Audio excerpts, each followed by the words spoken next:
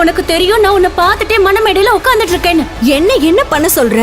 அப்ப என்ன மட்டும் என்ன பண்ண சொல்ற? கல்யாணம் வேணான்னு சொல்லிருக்க வேண்டியதானே? நான் சொல்லலாம் தான் நினைச்சேன். ஆனா பயத்துல என்ன பண்றதுன்னு தெரியாம அமைதியா இருந்துட்டேன். ஆமா, அமைதியா இருந்ததுனால என்ன நடந்துச்சுன்னு பாத்தியா? இப்ப நீ யுவராஜோட வைஃப் ஆயிட்ட. அப்போது அவர்கள் இருந்த அறையின் கதவு திறந்தது. காதம்பரி உள்ளே வந்தார். ஜனனி, உன்னோட ரூம் இது இல்ல, யுவராஜோட ரூம் தான் உன்னோட ரூம். இல்ல ஆண்டி, அந்த டெவில் கூட போய் எப்படி என்ன இருக்க சொல்றீங்க? உங்களுக்கு தெரியும்ல, அவன் வீட்டுக்கு வந்தாலே நான் பயத்துல ரூமை விட்டு வெளியே வரவே மாட்டேன். அப்படி இருக்கும்போது நான் எப்படி ஒரே ரூம்ல தங்குறது? முடியாது, நான் அவன் கூட போகவே மாட்டேன். இந்த டெவில் யுவராஜை குறைச்சி எடை போட்டுட்டான் அந்த சஞ்சனா. அப்படின்னா அடுத்து என்ன பண்றது சார்? முதல்ல அந்த கேசவனை பத்தின எல்லா ஆதாரத்தையும் கிரைம் டிபார்ட்மெண்ட்ல ஒப்படைச்சிடு.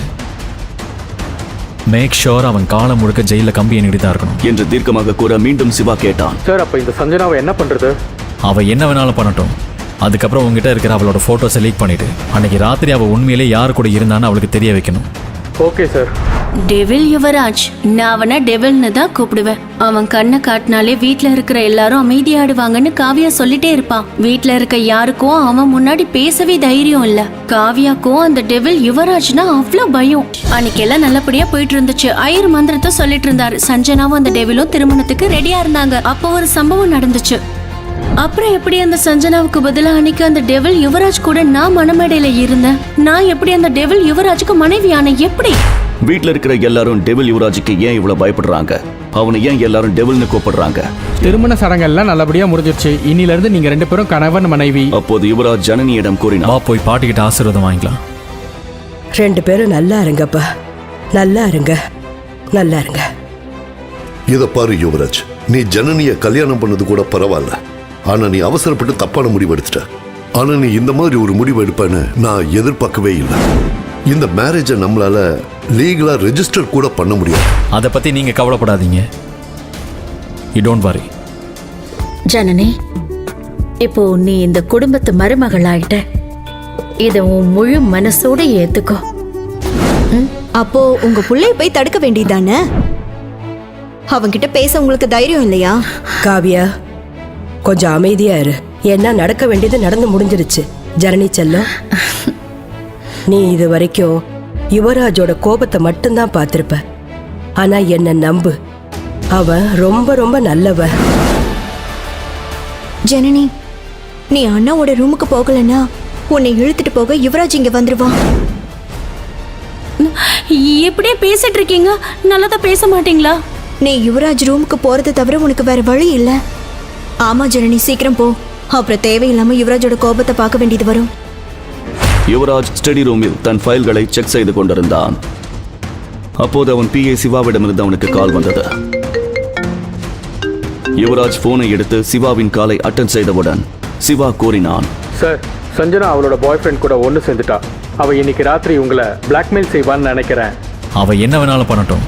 அதுக்கப்புறம் உங்ககிட்ட இருக்கிற அவளோட போட்டோஸை லீக் பண்ணிட்டு அன்னைக்கு ராத்திரி அவ உண்மையிலே யாரு கூட இருந்தான்னு அவளுக்கு தெரிய வைக்கணும். ஓகே சார் என்று கூறி யுவராஜ் போனை கட் செய்தான்.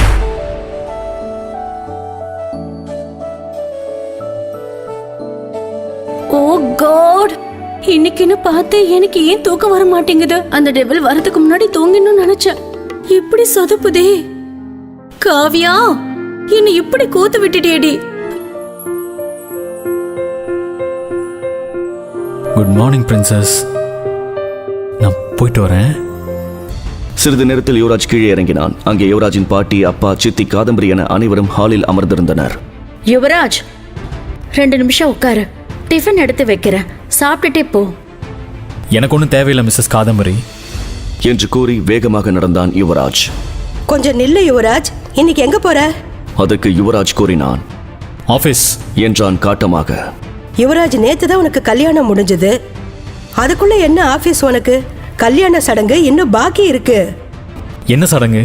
சொன்னா புரிஞ்சுக்கோ கண்ணா, இன்னும் நிறைய சடங்கு இருக்கு. ஜனனியை எல்லாருக்கும் அறிமுகப்படுத்தணும். ஜனனியை யாருக்கும் தெரியக்கூடாது. ஜனனியை பத்தி யாருக்கும் எதுவும் தெரியக்கூடாது.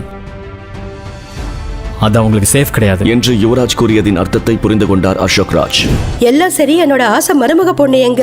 இன்னும் காணோம். அவ இந்நேரம் நல்லா இழுத்து போத்திட்டு கோரட்டை விட்டுட்டு நிம்மதியா தூங்கிட்டு இருப்பா. ஆமா, என்ன சொன்னீங்க? கிச்சன் சம்பிரதாயமா? ஜனனி எல்லாருக்கும் சூப்பரா சுடு தண்ணி வச்சு தருவா. காவ்யா ஜனனியை பற்றி சொல்வதை கேட்டுவிட்டு யுவராஜ் மறுபடியும் மாடிக்கே சென்றான். ஜனனி கெடாப் விடிஞ்சிருச்சு. இன்னும் கொஞ்ச நேரம் என்று கூறியும் எழாததால் யுவராஜ் ஜனனியின் போர்வையை அகற்றினான். இதனால் ஜனனி கோபத்துடன் எழுந்து கண்களை தேய்த்துக் கொண்டே என்னோட கூறினாள். பெட்ஷீட்டை இழுக்கிற அளவுக்கு எவ்வளவு தைரியம் உனக்கு? ஆனால் யுவராஜை பார்த்தவுடன் அவள் அமைதியாகிவிட்டாள். இப்போ என்ன சொன்ன? சாரி, நீங்கன்னு தெரியாம சொல்லிட்டேன். ம் ஓகே. நான் கெட் ரெடி, கீழே எல்லாரும் உனக்காக வெயிட் பண்றாங்க. இப்போ எங்க போற? நான் காவியாவோட ரூமுக்கு போய் ரெடி ஆயிட்டு வந்துடுறேன். என் ட்ரெஸ் எல்லாம் அங்கதான் இருக்கு. யுவராஜ் மேலும் எதுவும் பேசுவதற்குள் சார், அம்மா இதை ஜனனி மேடம் கிட்ட கொடுத்துட்டு வரும்போது இந்த ட்ரெஸ்ஸை போட்டுட்டு வர சொன்னாங்க. இப்போ உன் ப்ராப்ளம் சால்வ். நான் கெட் ரெடி. இந்த புடவையில நீ தேவதை மாதிரி இருக்க. போய் பாட்டிக்கிட்ட ஆசீர்வாதம் வாங்கிக்கோ. இன்னைக்கு உன் கல்யாணம் முடிஞ்ச முதல் நாள் இல்லையா, அதனால எல்லாருக்கும் உன் கையால அல்வா செஞ்சு கொடு. இவ எப்படி ஹல்வா செய்வா பாருங்க. சரி, ஏதாவது ரெசிபி பார்த்து ஹல்வாவை செய். ஹல்வாவா? நான் எப்படி செய்ய போறேன்னு தெரியலையே. எனக்கு ஒழுங்கா கேஸ் ஆன் பண்ணவே தெரியாது. நல்லா மாட்டிக்கிட்ட. ஹல்வா ரவையிலையா செய்வாங்க? இப்ப என்னடி பண்ண போற? ஜனனி, உனக்கு ஹல்வா சாப்பிட மட்டும் தானே தெரியும். ஸோ சமையல் சம்பிரதாயம் எல்லாம் முடிஞ்சதா? முடிஞ்சது. பாட்டி உங்ககிட்ட அல்வா கொடுத்துட்டு வர சொன்னாங்க. அப்போ அங்கேயே நின்றுகிட்டு இருக்க, இங்கே வந்து கொடு.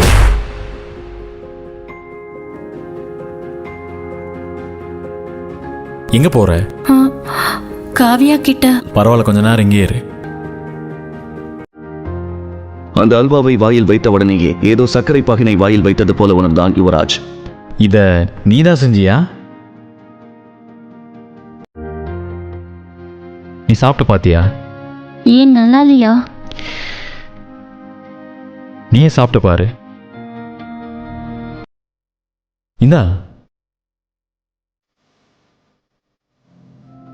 இவ்ளோ இனிப்பாவா இருக்கு?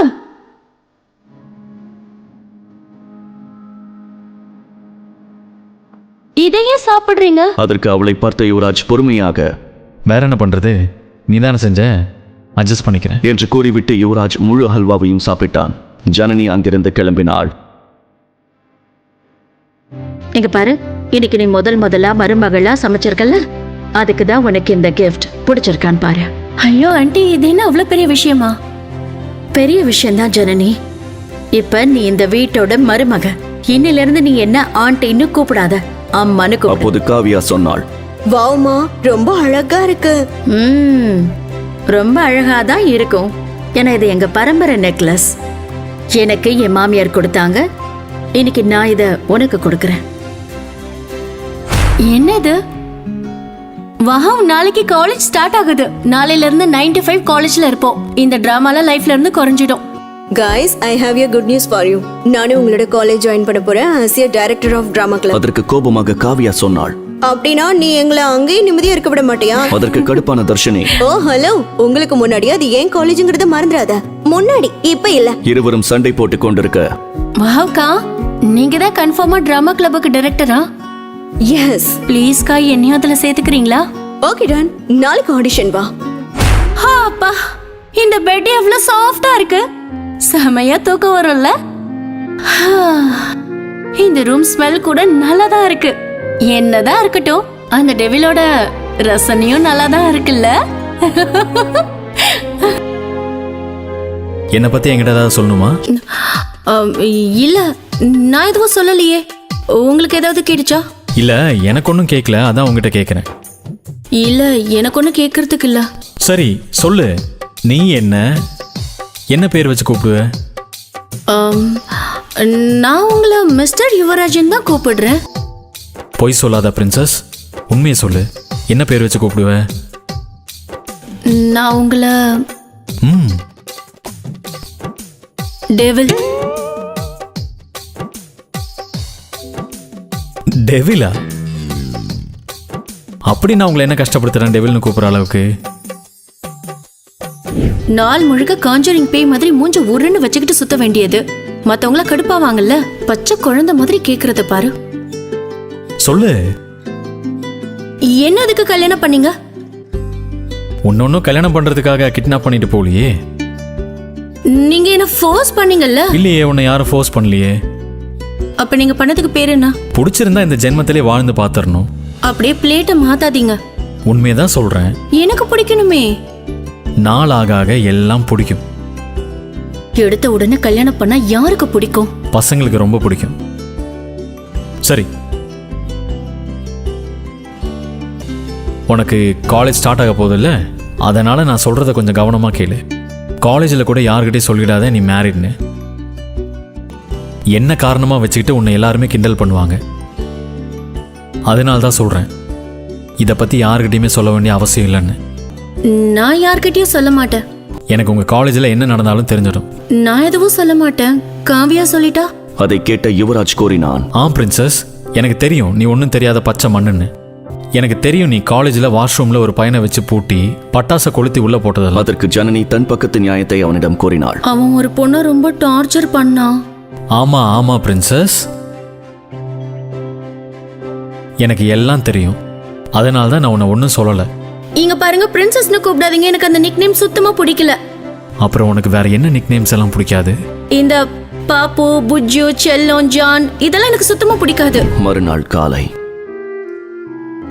இவ தூங்குறப்ப குழந்தை மாதிரி இருக்கான்னு நினைச்சா விட்ட குழந்தை மாதிரி தூங்கிட்டே இருப்பா போல. கிழிஞ்சது. பிறகு அவள் அருகில் சென்று அவளை எழுப்ப முயற்சி செய்தான். Come on wake up.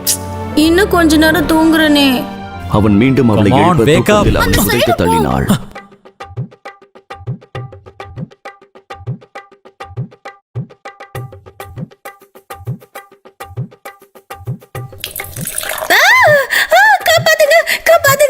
அதை கேட்டு யுவராஜ் ஜனனியிடம் கூறினார். Good morning. இப்படி நடு ராத்திரியில எந்த மனுஷனாவது எந்திரிப்பானா? நாளையிலிருந்து சீக்கிரமா எழுந்திருச்சிரு. அப்படி இல்லைன்னா தூக்கிட்டு போய் டைரக்டா பாத் டப்ல போட்டுருவேன். Got it? இன்னும் கொஞ்ச நேரம் தூங்குறனே. நாளையில இருந்து காலேஜ் இருக்கு. காலேஜ் இருக்கோ இல்லையோ நீ சீக்கிரமா எந்திரிச்சு தான் ஆகணும். இவன் உண்மையாவே டெவில் தான். கொஞ்ச நேரம் கூட தூங்க விட மாட்டான். சிறிது நேரம் கழித்து ஒரு ஆணின் குரல் கேட்டது. மாம், டாட், அக்கா, பாட்டி, யாராவது இருக்கீங்களா? அந்த குரலை கேட்டவுடன் காவியா ஜனனியிடம் கூறினார். இங்க பாரு, வந்துட்டான் உன்னோட ஒன் சைட் லவர். இப்ப அந்த ஒன் சைட் லவர் உன்னை பார்த்து கண்டிப்பா தேவதாசாவே ஆக போறான். அவன் தேவதாசானா அவன் தப்புதான். ஏன்னா அவனை கல்யாணம் பண்ணிக்கிறதுக்கு நான் ஓகே சொல்லவே இல்லையே. இவன்தான் கார்த்திக், காவியாவின் அண்ணன். அவளுக்கு அரை மணி நேரத்திற்கு முன் பிறந்தவன். ஆக்சுவலி கார்த்திக், அப்படியே யுவராஜ் அண்ணா கிட்டயும் உன் ஹார்ட் ப்ராப்ளம் பத்தி சொல்லு. உனக்கு அவரே ஓபன் ஹார்ட் சர்ஜரி பண்ண ஹெல்ப் பண்ணுவாரு. ஹலோ, அவர்கிட்ட நான் எதுக்கு சொல்லணும்? இப்பதான் அவருக்கு கல்யாணம் ஆயிருக்கு. எப்படியாப்பட்ட பேர் அவங்கன்னு இன்னும் கொஞ்ச நாள்ல தெரியும். நான் மட்டும் அப்போ வெளிநாட்டுக்கு போயிருக்கலன்னா கண்டிப்பா கல்யாணத்தை மிஸ் பண்ணியிருக்கவே மாட்டேன். சரி, அதெல்லாம் விடுங்க. எங்க என் பூதா நீ வர சொல்லு, பார்க்கணும். Let me introduce you. இவங்க தான் உன்னோட ஓப்ஸ் நம்மளோட அண்ணி மிஸ்ஸஸ் ஜனனி யுவராஜ் சிகாமணி. அதை கேட்டவுடன் கார்த்திக்கின் முகம் சிவந்தது. என்ன என்கிட்ட விளையாடாதீங்க சும்மா. அண்ணன் சஞ்சனாவை தானே கல்யாணம் பண்ணிருக்கணும். அதற்கு காவியா சொன்னாள். பண்ணிருக்கணும் தான், ஆனா பண்ணல.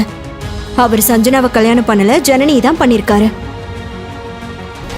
ஜனனி, எனக்கு தெரியும் உனக்கு என் மேல எந்த ஃபீலிங்ஸும் இல்லைன்னு. அதுக்காக என் அண்ணனையே எப்படி கல்யாணம் பண்ண முடியும்? அவன் ஒரு டெவில், நீ தானே சொல்லுவ. அப்புறம் எதுக்கு அவனை கல்யாணம் பண்ண? அதற்கு ஜனனி கார்த்திக்கிடம் சொன்னாள். நீ என்ன பைத்தியம் நினைச்சிட்டு இருக்கியா? மண்டபத்துல சும்மா உட்கார்ந்துட்டு இருந்தேன்டா நானு. அப்படின்னா டெவில் மாதிரி நடந்துக்கிட்டு என்ன ஃபோர்ஸ் பண்ணி கல்யாணம் பண்ணிக்கிட்டான். தாலி கட்டுறதுக்கு முன்னாடி என்கிட்ட ஒரு வார்த்தை கூட கேட்கல. அப்போது அவர்களின் அப்பா வந்தார். போதும் போதும், நிப்பாட்டுங்க. நல்லா இருப்பா. இத பாருங்க, நடந்தது நடந்துடுச்சு. இன்னில இருந்து நீ ஜனனிய அண்ணின்னு தான் கூப்பிடணும், புரிஞ்சுதா? இந்த உறவை நல்ல மனசுல வச்சுக்க கார்த்திக். நல்ல ஞாபகம் வச்சுக்கோ. உன் அண்ணன் யுவராஜை பத்தி உனக்கே நல்லா தெரியும்ல. பிறகு அவர் காவியா மற்றும் ஜனனியை பார்த்து கூறினார். அப்புறம் நீங்க, உங்களுக்கு நாளையில இருந்து காலேஜ் ஆரம்பிக்குதுல, கொஞ்சம் படிப்புலையும் கவனம் செலுத்துங்க. முக்கியமா நீ காவியா. பாரு, நான் சொன்னேன்ல, இவன் சீக்கிரமாவே ஹார்ட் பிரேக் ஆகி தேவதாஸ் ஆயிடுவான்னு. அதெல்லாம் ஒன்றும் இல்லப்பா. கொஞ்சம் கொஞ்சமா எல்லாம் சரியாயிடும். இப்போ அப்படிதான் இருக்கும். அது ஓகே. தர்ஷினி எங்க? நான் வந்து இவ்வளவு நேரம் ஆகி அவளை பார்க்கவே இல்லை. அதற்கு காவியா கூறினாள். மேபி இன்னும் தூங்கிட்டு இருப்பாங்கன்னு நினைக்கிறேன். நேத்து நைட்டு லேட்டா தான் வந்தாங்க. அப்புறம் கொஞ்சம் கோபமா வேற இருந்தாங்க. நீ அவங்க கிட்ட என்ன ஆச்சுன்னு கேட்கவே இல்லையா? இல்ல, வந்தாங்க. வந்த உடனே ரூம்குள்ள போனாங்க. கதவை உள்ள தாள் போட்டுக்கிட்டாங்க. கார்த்திக் சொன்னான். Nothing to worry about. அவ ஃப்ரெண்ட்ஸோட ஏதாவது சண்டை போட்டிருப்பா இல்ல ஆர்கியூ பண்ணியிருப்பா. Just chill guys, take it easy.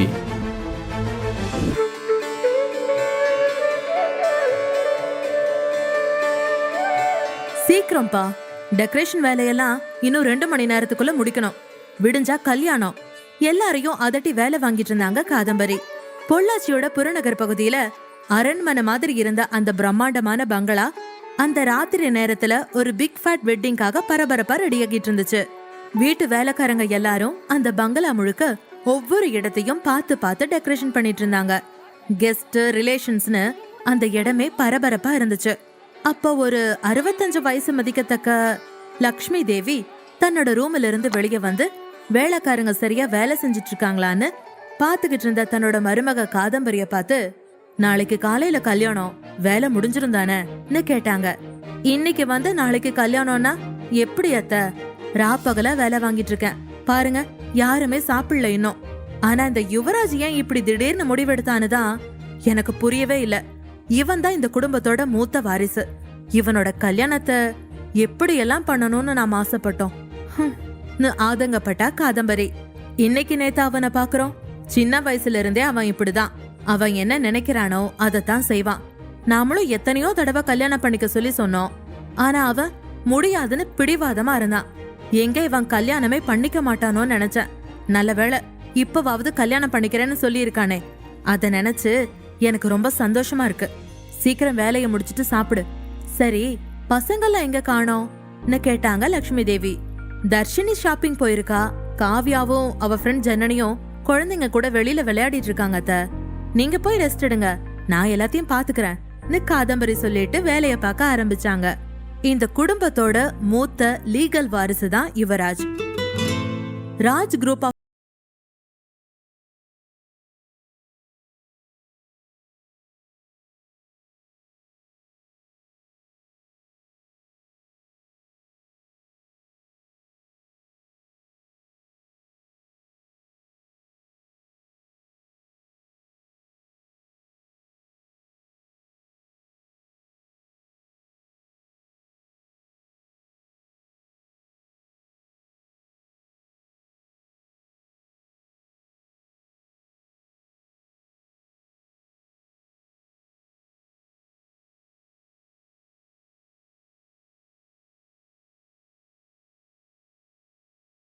கேட்க முடியாதே. ஏன்னா அவனுக்கு இன்னொரு பேர் இருக்கு, டெவில். அவன் பேரை கேட்டாலே எல்லாரும் பயந்து நடுங்குவாங்க. அவனோட வார்த்தைக்கு மறு வார்த்தை பேச யாருக்கும் இங்க தைரியம் கிடையாது. அதனால வேற வழி இல்லாம வாய மூடிக்கிட்டு கல்யாணத்துக்கான வேலைய பாத்துக்கிட்டு இருந்தாங்க. அதே பங்களாவோட வெளி பக்கத்துல இருக்கிற கார்டன் பகுதியில 4-5 குழந்தைங்க இங்கேயும் அங்கேயும் முயல் குட்டிக மாதிரி ஓடிக்கிட்டு இருந்தாங்க. அவங்களுக்கு நடுவுல பிங்க் கலர் சுடியில தேவதை மாதிரி இருந்த 19 வயசு ஜனனி கண்ணுல கருப்பு கலர் துணிய கட்டிக்கிட்டு தன்னோட கைய முன்னாடி காத்துல நீட்டிக்கிட்டு எல்லாரும் எங்க இருக்கீங்கன்னு கேட்டுக்கிட்டே நடந்து வந்துகிட்டு இருந்தா. யுவராஜோட தங்கச்சி காவ்யாவோட திக் ஃப்ரெண்ட் இவ. 2 பேரும் ஜாடிக்கேத்த மூடி. காவ்யா ஒரு அருந்தவாளு, சரியான சேட்டக்காரி. ஜனனி பேருக்கேத்த மாதிரி ரொம்ப அமைதியான பொறுப்பான பொண்ணு. ஆனா பாவம், அப்பா அம்மா கிடையாது. ஒரு ஆர்ஃபனேஜ்ல தான் வளர்ந்தா. இப்போ காலேஜ் செமஸ்டர் லீவுங்கிறதுனால தன்னோட ஃப்ரெண்ட் காவ்யா வீட்ல வந்து தங்கி இருக்கா. குட்டி பசங்க எல்லாருக்கும் ஜனனினா அவ்வளோ பிடிக்கும், உயிரா இருப்பாங்க. ஜனனி வேணும்னே சின்ன பசங்களை பிடிக்காம காவ்யாவை பிடிச்சு மாட்டி விட்டுட்டா. அடி பாவி, இரு, இப்போ நான் வந்து ஒன்ன பிடிக்கிறேன் அப்படின்னு சொல்லிட்டு காவ்யா கண்ணை கட்டிக்கிட்டா. காவ்யா கிட்ட சிக்க கூடாதுன்னு நினைச்ச ஜனனி கார் பார்க்கிங்ல இருந்த ஒரு டொயோட்டோ ஃபார்ச்சுனர் காரோட டோரை திறந்து பின் சீட்ல போய் ஒளிஞ்சுக்கிட்டா. இந்த காவ்யா நம்மள எப்படி கண்டுபிடிக்கிறான்னு பாப்போம். அவ்வளோ சீக்கிரம் சீக்கிடுவாளா இந்த ஜனனி? அவ பெருமூச்சு விட்ட அடுத்த நிமிஷமே அந்த கார் டோரை யாரோ திறக்கிற சத்தம் கேட்டுச்சு. உடனே அவ மூச்சு விடாம தன்னோட உடம்ப இன்னும் குறுக்கி சீட்டுக்கு இடையில போய் நல்லா ஒளிஞ்சுக்கிட்டா. அடுத்த நிமிஷம் அந்த கார் ஸ்டார்ட் ஆயிடுச்சு. அச்சச்சோ, நம்ம கார்ல இருக்கிறது தெரியாம யாரோ காரை ஸ்டார்ட் பண்றாங்க போலயே நினைச்ச அவ, நான் கார்ல இருக்கேன்னு சொல்லிக்கிட்டே மெதுவா தன்னோட தலைய உயர்த்தி டிரைவர் சீட்டை பார்த்தா. முன்னாடி இருந்த கண்ணாடியில டிரைவர் சீட்ல உட்கார்ந்திருந்தவனோட முகம் தெரிஞ்சது. அந்த முகத்தை பார்த்த உடனே அதுக்கு மேல அவ வாயிலிருந்து வார்த்தையே வரல, வெறும் காத்து தான் வந்துச்சு. அது வேற யாரும் இல்ல, சாட்சாத் நம்ம யுவராஜே தான். Leather jacket, black colour shirt, gold ஃபேஸ்னு பார்க்கவே டெரரா இருந்தான். அச்சோ, டெவில், இவன் எப்படி இங்க யோசிச்சவ அந்த கார் யாரோடதுன்னு சுத்தி பார்த்தா. ஐயோ, இது இவனோட காரா? போயும் போயும் இந்த கார்லயா நான் ஏறணும்? காவியா கிட்ட இருந்து தப்பிக்கலாம் நினைச்சு இந்த டெவில் கிட்ட வந்து மாட்டிக்கிட்டனே, இப்ப என்ன பண்றது? அவ யோசிச்சுக்கிட்டு இருக்கும் போதே அந்த பங்களாவோட காம்பவுண்ட தாண்டி அந்த கார் வேகமா போக ஆரம்பிச்சிருச்சு. அவ அப்படியே தன்னோட வாயை மூடிக்கிட்டு சீட்டுக்கு இடையில தன்னை நல்லா மறைச்சுக்கிட்டு படுத்துக்கிட்டா. மின்னல் வேகத்துல போன அந்த கார் அடுத்த 15 நிமிஷத்துல ஒரு ஃபார்ம் ஹவுஸ் முன்னாடி போய் நின்னுச்சு. அடுத்த நிமிஷம் அவன் காரை திறந்துக்கிட்டு வேகமா கீழே இறங்கி அந்த ஃபார்ம் ஹவுஸ் நோக்கி நடக்க ஆரம்பிச்சான் யுவராஜ். எஸ்கேப் ஆயிடு ஜனனி, இதை விட்டா நல்ல சான்ஸ் கிடைக்காது. இந்த டெவில் நாளைக்கு கல்யாணத்தை வச்சுக்கிட்டு இந்த நேரத்துல என்ன பண்றான்? அவனுக்கு செட்டப் ஏதாச்சும் இருக்குமோ? இவன் பணத்துக்கும் அழகுக்கும் 2-3 பொண்ணுங்க கூட வச்சுக்கலாம், தப்பில்ல. சரி, நம்ம போவோம். மெதுவா கார் கதவை திறந்துகிட்டு கீழே இறங்கினா. அப்ப பயங்கர சத்தத்தோட ஒரு கன் ஷாட் கேட்டுச்சு. மிரண்டு போயிட்டா நம்ம ஜனனி. அவளுக்கு பயத்துல என்ன பண்றதுன்னு தெரியாம ஓடி போய் ஒளிஞ்சுக்கிட்டா. அப்ப கேட்டுச்சு பாருங்க ஒரு குரல். என்னடா குப்தா, தப்பு செஞ்சுட்டு ஓடி போய் ஒளிஞ்சுக்கிட்டா? உன்னை என்னால கண்டுபிடிக்க முடியாதுன்னு நினைச்சிட்டியா என்று மிரட்டும் குரலில் கேட்டான் யுவராஜ். உள்ள ஒரு சேர்ல 40 வயசு ஆளை உட்கார வச்சு கை காலெல்லாம் கட்டி வச்சிருந்தாங்க. அந்த ஆளு யுவராஜ் கிட்ட கதறி கெஞ்ச ஆரம்பிச்சான். இல்ல சார், தெரியாம தப்பு பண்ணிட்டேன், ப்ளீஸ் என்னை விட்டுருங்க. இனிமே இந்த தப்பை நான் பண்ணவே மாட்டேன். என்னோட வைஃபுக்கும் என் பசங்களுக்கும் என்னை விட்டா யாரும் கிடையாது. ப்ளீஸ் சார், என்னை விட்டுடுங்க சார்னு கெஞ்சினா. ஜனனி மெதுவா தன்னோட தலையை தூக்கி ஜன்னல் வழியா அங்க என்ன நடக்குதுன்னு பார்க்க ஆரம்பிச்சா. யுவராஜ் கையில கன்னோட அந்த ஆளை மிரட்டிட்டு இருந்தான். என்னது, உன்னை விட்டுடுறதா? அதுக்கெல்லாம் சான்ஸே இல்ல. இந்த யுவராஜோட அகராதியில மன்னிப்புங்கிற பேச்சுக்கே இடம் கிடையாது. என் முகத்துக்கு நேரா நின்னு எதிர்க்கிறவங்கள கூட நான் மன்னிச்சு விட்டுடுவேன். ஆனா என் முதுகுக்கு பின்னாடி துரோகம் பண்றவங்கள என்னால மன்னிக்கவே முடியாதுன்னு சொன்ன டெவில் யுவராஜ் துப்பாக்கிய குப்தாவோட தலைக்கு நேரான பொசிஷன்ல கொண்டு வந்தான். ஜனனி மூச்சு விடாம அமைதியா பாத்துக்கிட்டு இருந்தா. உண்மைய சொன்னா உயிரோட இருப்ப, இல்ல சதறிடுவ. யுவராஜ் மிரட்ட, சொல்லிடுறேன் சார், சார் சொல்லிடுறேன் சார். நீங்க கல்யாணம் பண்ணிக்க போற சஞ்சனாவோட அப்பா கேசவன் தான் என்னை இப்படி செய்ய சொன்னாரு சார். அவர் நல்லவர் இல்ல சார், எல்லாமே லோ குவாலிட்டி டூப்ளிகேட் சரக்கு தான் சார். கமிஷனுக்கு ஆசைப்பட்டு நானும் சேர்ந்து தப்பு பண்ணிட்டேன் சார். ப்ளீஸ் சார், என்னை மன்னிச்சிடுங்க சார். இனிமே இந்த தப்ப பண்ண மாட்டேன், என்னை விட்டுருங்க சார் கெஞ்சினா. 2 பேரும் சேர்ந்து என்கிட்டயே டபுள் கேம் ஆடிட்டு இருக்கீங்களா? நீ உயிரோட இருக்கிறத விட நீ இல்லாம இருந்தாதான் உன் குழந்தைங்க ரொம்ப நல்லா வளருவாங்க. இல்லைன்னா உன்ன மாதிரி ஒரு துரோகியா தான் அவங்களும் வளருவாங்க. இனி இந்த உலகத்துல இருக்க உனக்கு எந்த தகுதியும் கிடையாது. அவன் சொல்லிக்கிட்டு இருக்கும் போதே டமால்னு சத்தம் கேட்டுச்சு. அடுத்த நிமிஷம் குப்தாவோட நெத்தியிலிருந்து குபு குபுன்னு ரத்தம் பொங்கி வெளியில வர ஆரம்பிச்சது. அந்த ரத்தத்தை பார்த்த ஜனனிக்கு அவளோட இதயம் வெளியே குதிச்சு ஓடுற அளவுக்கு வேகமா துடிக்க ஆரம்பிச்சது. அதிர்ச்சியில் அவளுக்கு தலை சுத்த அப்படியே ஜன்னலுக்கு வெளியில மயங்கி விழுந்துட்டா. குண்டடிப்பட்ட குப்தா பொத்துன்னு கீழே விழுந்து உயிரை விட்டான். ஆனா யுவராஜ் அவன் கன்னோட ட்ரிகரை அழுத்தவே இல்ல. அப்போ சுட்டது யாரு? யுவராஜும் அவனோட அசிஸ்டன்ட் சிவாவும் அதிர்ச்சியாகி திரும்பி பாக்குறப்ப முகத்துல மாஸ்க் போட்ட ஒருத்தன் வேகமா கையில கன்னோட எகிரி குதிச்சு ஓடிக்கிட்டு இருந்தான். சிவா அவனை பிடிக்க ஓட ஆரம்பிச்சான். 5 நிமிஷம் கழிச்சு திரும்பி வந்தவன் மூச்சு வாங்கிட்டே, சாரி பாஸ், சுட்டவன் எஸ்கேப் ஆகிட்டான் சொல்ல, ஓகே, பாடியை டிஸ்போஸ் பண்ணிடு, எந்த எவிடன்ஸும் இருக்க கூடாது. அந்த ஷூட்டர் இன்னும் 1 மணி நேரத்துல என் முன்னாடி நிக்கணும், அண்டர்ஸ்டாண்ட்? சிவாவை பார்த்து டான் போல சொன்னா யுவராஜ். எஸ் பாஸ் சொன்ன சிவா குப்தாவோட பாடிய ஒரு பிளாஸ்டிக் கவர்ல கட்ட ஆரம்பிச்சான். கொஞ்ச நேரம் கழிச்சு கண் முழிச்சு பார்த்த ஜனனிக்கு பயத்துல திரும்பவும் வேத்து கொட்ட ஆரம்பிச்சிருச்சு. மெல்ல எந்திரிச்சு ஜன்னல் வழியா அந்த ரூமை பார்த்தா. அங்க யாருமே இல்ல. ஆனா தரையிலையும் சுவத்திலையும் ரத்தக்கரை மட்டும் சிதறி இருந்துச்சு. அட பாவி, இவன் கேரக்டர் தான் டெவில்னு நினைச்சேன். ஆனா இப்படி கொலை பண்ற அளவுக்கு கொடூரமானவனா இருப்பான்னு நான் நினைச்சே பார்க்கலையே. கொஞ்சம் கூட ஈவு இறக்கமே இல்லாம இப்படி ஒருத்தரை கொலை பண்ணியிருக்கானே. யார் இந்த செத்து போன ஆளு? எதுக்காக இவனை இங்க கூட்டிட்டு வந்து கட்டி போட்டு கொலை பண்ணியிருக்கா இந்த டெவில்? நமக்கு எதுக்கு இந்த டீட்டெயில் எல்லாம்? எப்படியாவது எஸ்கேப் ஆயிடுவோம். வேகமா அங்கிருந்து ஓட ஆரம்பிச்சவ எப்படியோ வீடு வந்து சேர்ந்தா. நேரா காவ்யா ரூமுக்கு போனவ, காவ்யா இங்க வாடி, இன்னைக்கு என்னாச்சு தெரியுமா அப்படின்னு சொல்றதுக்குள்ள, நீ எங்கடி போன? நான் உன்னை 1 மணி நேரமா தேடிட்டு இருக்கேன். எங்க ஒளிஞ்சிட்டு இருந்த? சரி வா, ஷாப்பிங் போகணும், டைம் ஆயிடுச்சு அப்படின்னு புரியாம பேசிட்டு இருந்தா காவ்யா.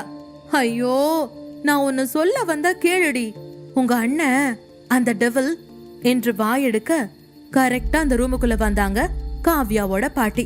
இப்போ ஒன்னும் நீங்க ஷாப்பிங் போக வேணாம், உங்களுக்கு தேவையான ட்ரெஸ்ஸை நான் ஏற்கனவே தர்ஷினியை விட்டு வாங்கிட்டு வர சொல்லிட்டேன்னு பாட்டி சொன்னாங்க. பாட்டிய பார்த்த உடனே, ஐயோ இவங்க வேற வந்துட்டாங்க, இப்போ எப்படி காவ்யா கிட்ட சொல்றது உங்க அண்ணன் ஒரு கொலைக்காரன்னு? வேணா ஜனனி, கம்மன் இரு, இதெல்லாம் பெரிய இடத்து சமாச்சாரம்.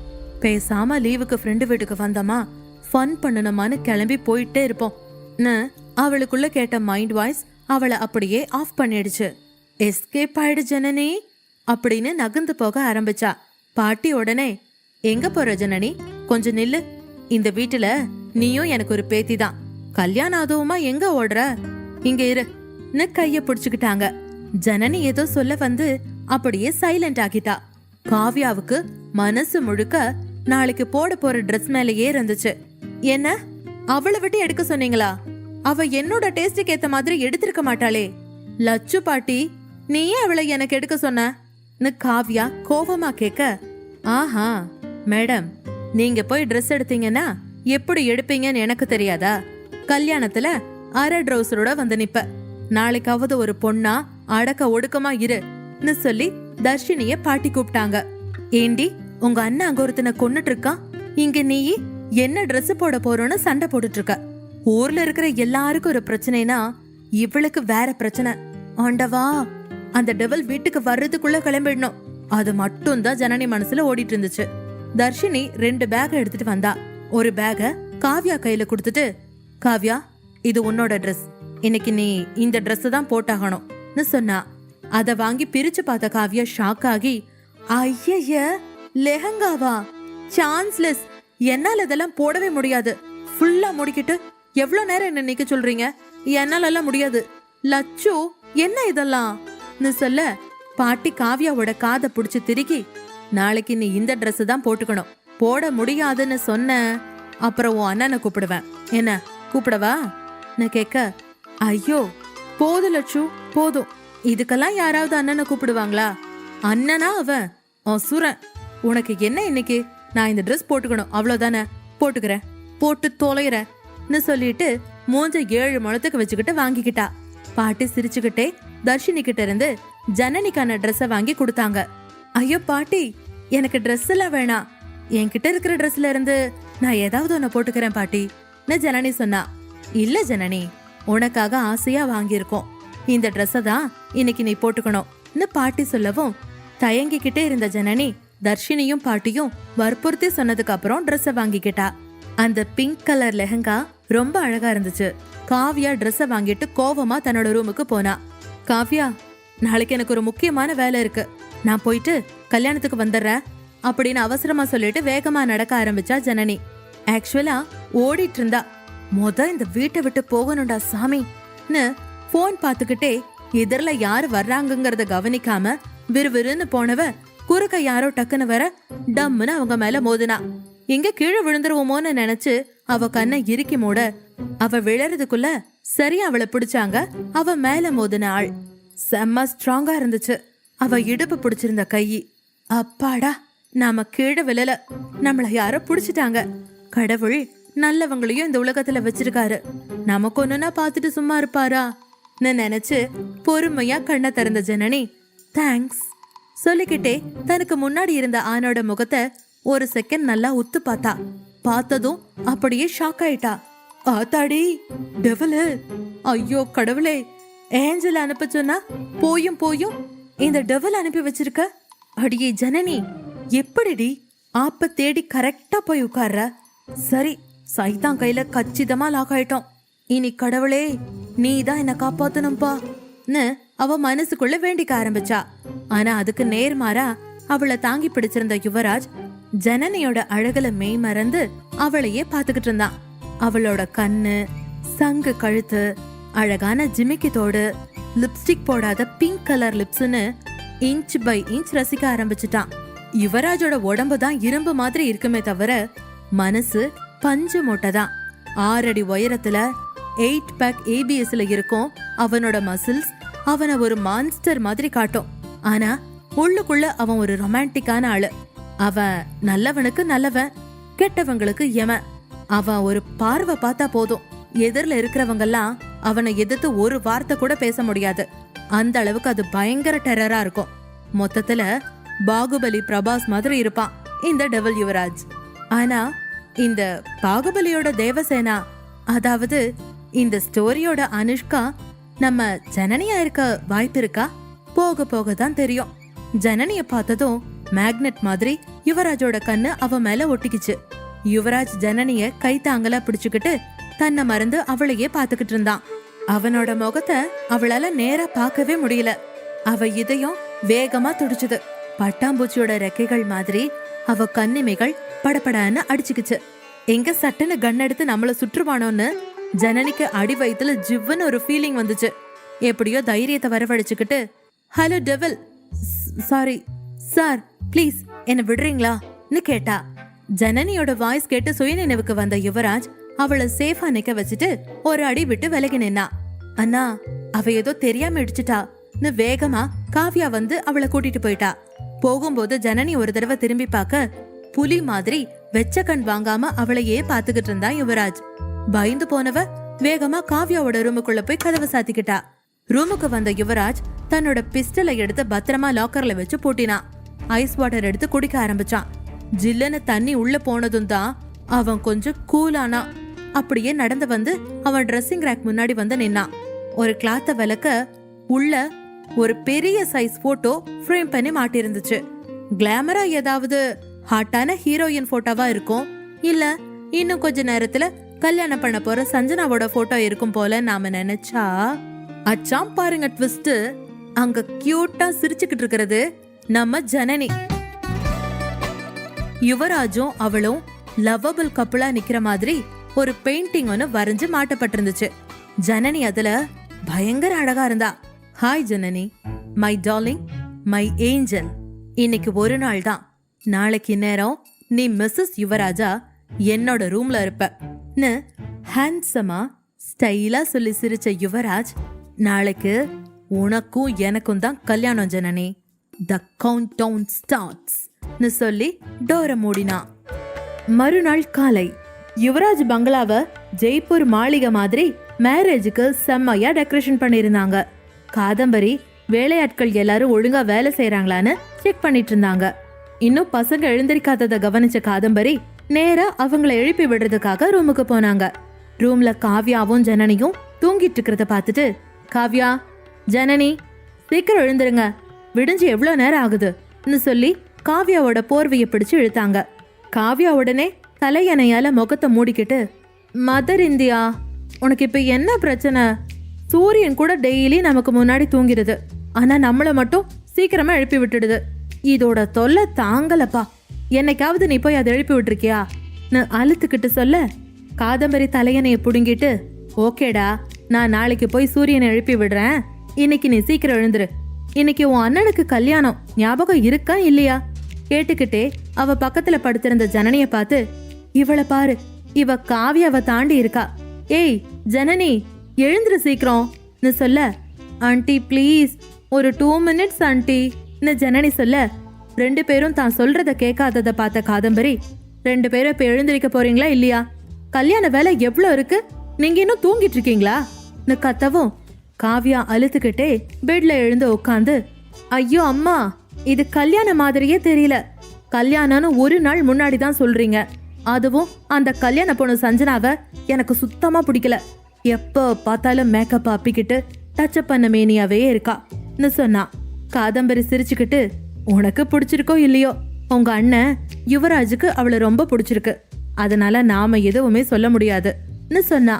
யுவராஜ் பேரை கேட்ட உடனே ஜனனியோட முகம் மாறிடுச்சு. டமார்னு அவன் சுடுற மாதிரியே தோணுச்சு. வேர்த்து போன முகத்தை தொடச்சுக்கிட்டா. அது கவனிச்ச காதம்பரி, என்னம்மா ஜனனி, என்னாச்சு, ஏன் ஒரு மாதிரி இருக்கன்னு கேட்கவும் உடனே சுதாரிச்சுக்கிட்ட ஜனனி, இல்ல இல்ல ஆண்டி, அதெல்லாம் ஒன்றும் இல்லைன்னு சொன்னா. மா, இவளுக்கு நேத்தையில இருந்து என்னமோ ஆயிடுச்சுமா, எதையோ பார்த்து பயந்துட்டான்னு நினைக்கிறேன். இவளுக்கு வேப்பல அடிச்சாதான் சரியாகும்னு நினைக்கிறேன் காவியா கிண்டலா சொன்னா. போடி, எனக்கு ஒன்றும் இல்லை, நீ இங்கதான் வாய் கிழிய பேசுவ, உங்க அண்ணன் கிட்ட போய் பேச சொல்லு, அப்படியே அமைதியா பூனை மாதிரி பமுவன்னு சொல்லிட்டு சிரிக்க ஆரம்பிச்சா. அவ சிரிக்கிறத பார்த்து எரிச்சலான காவியா, ஹலோ மேடம், என்ன நான் மட்டும்தான் அண்ணனை பார்த்து பயப்படுறேனா? நீ மட்டும் ரொம்ப ஒழுங்கா, அண்ணன் வீட்டுக்கு வந்திருக்கான்னு தெரிஞ்சா போதும் ரூமை விட்டு வெளியிலயே வரமாட்ட. நீ என்ன கிண்டல் பண்ண வந்துட்டியான்னு சொன்னா. ஆமா, நானும் பயப்படுறேன் தான், ஒத்துக்கிறேன். உங்க அண்ணன் கண்ணை பார்த்தாலே எல்லாரும் அப்படியே பயந்து போய் நின்னுடுறாங்க.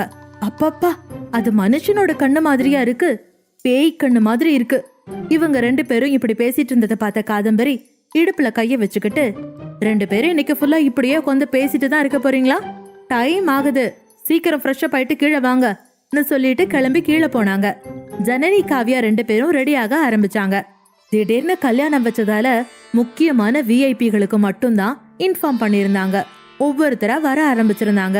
வீட்ல எல்லாரும் பிஸியா இருந்தாங்க. சஞ்சனாவும் ஒரு ரூம்ல ரெடி ஆயிட்டு இருந்தா. அவளோட ஃப்ரெண்ட்ஸ் எல்லாருமே அவளை சுத்தி உட்காந்து கலாய்ச்சி பேசி சிரிச்சுக்கிட்டு இருந்தாங்க. சஞ்சனாவோட ஃப்ரெண்டு ஷீதல் அவகிட்ட, ஹேய் சஞ்சு, உண்மையாவே நீ ரொம்ப லக்கி கேர்ள்ரி. எத்தனை பொண்ணுங்க மிஸ்ஸஸ் யுவராஜா ஆகணும்னு ட்ரீம்ல இருக்காங்க. ஆனா நீ இந்த காம்படிஷன்ல ஜெயிச்சிட்டியே, எப்படிடி நீ ஏக்கத்தோட கேட்க, சஞ்சனா சிரிச்சுக்கிட்டே திமிரா, ஹேய் ஷீதல், நான் யாருங்கிறத மறந்துட்டியா? I am Sanjana Kesavan. நானும் யுவராஜும் மட்டும்தான் இந்த வேர்ல்டுலயே பெஸ்ட் பேர். அது அந்த யுவராஜுக்கே தெரியும். அதனாலதான் என்ன செலக்ட் பண்ணிருக்கான்னு சொன்னா. அப்ப அவளோட இன்னொரு ஃப்ரெண்ட் எஸ்டி, ஆனா அந்த யுவராஜ் ரொம்ப டேஞ்சரஸ் கை, அவன் பேரை கேட்டாலே இந்த சிட்டியே நடுங்குதுன்னு சொன்னா. அத கேட்ட சஞ்சனா, ஆமா நீ சொல்றது உண்மைதான், ஆனா அந்த யுவராஜ மயக்க என்னோட இந்த பியூட்டியே போதாதா என்ன? அவன் என்ன ரொம்ப லவ் பண்றான். அதனாலதான் அவன் என்ன கல்யாணம் பண்ணிக்கவே ஓகே சொன்னான்.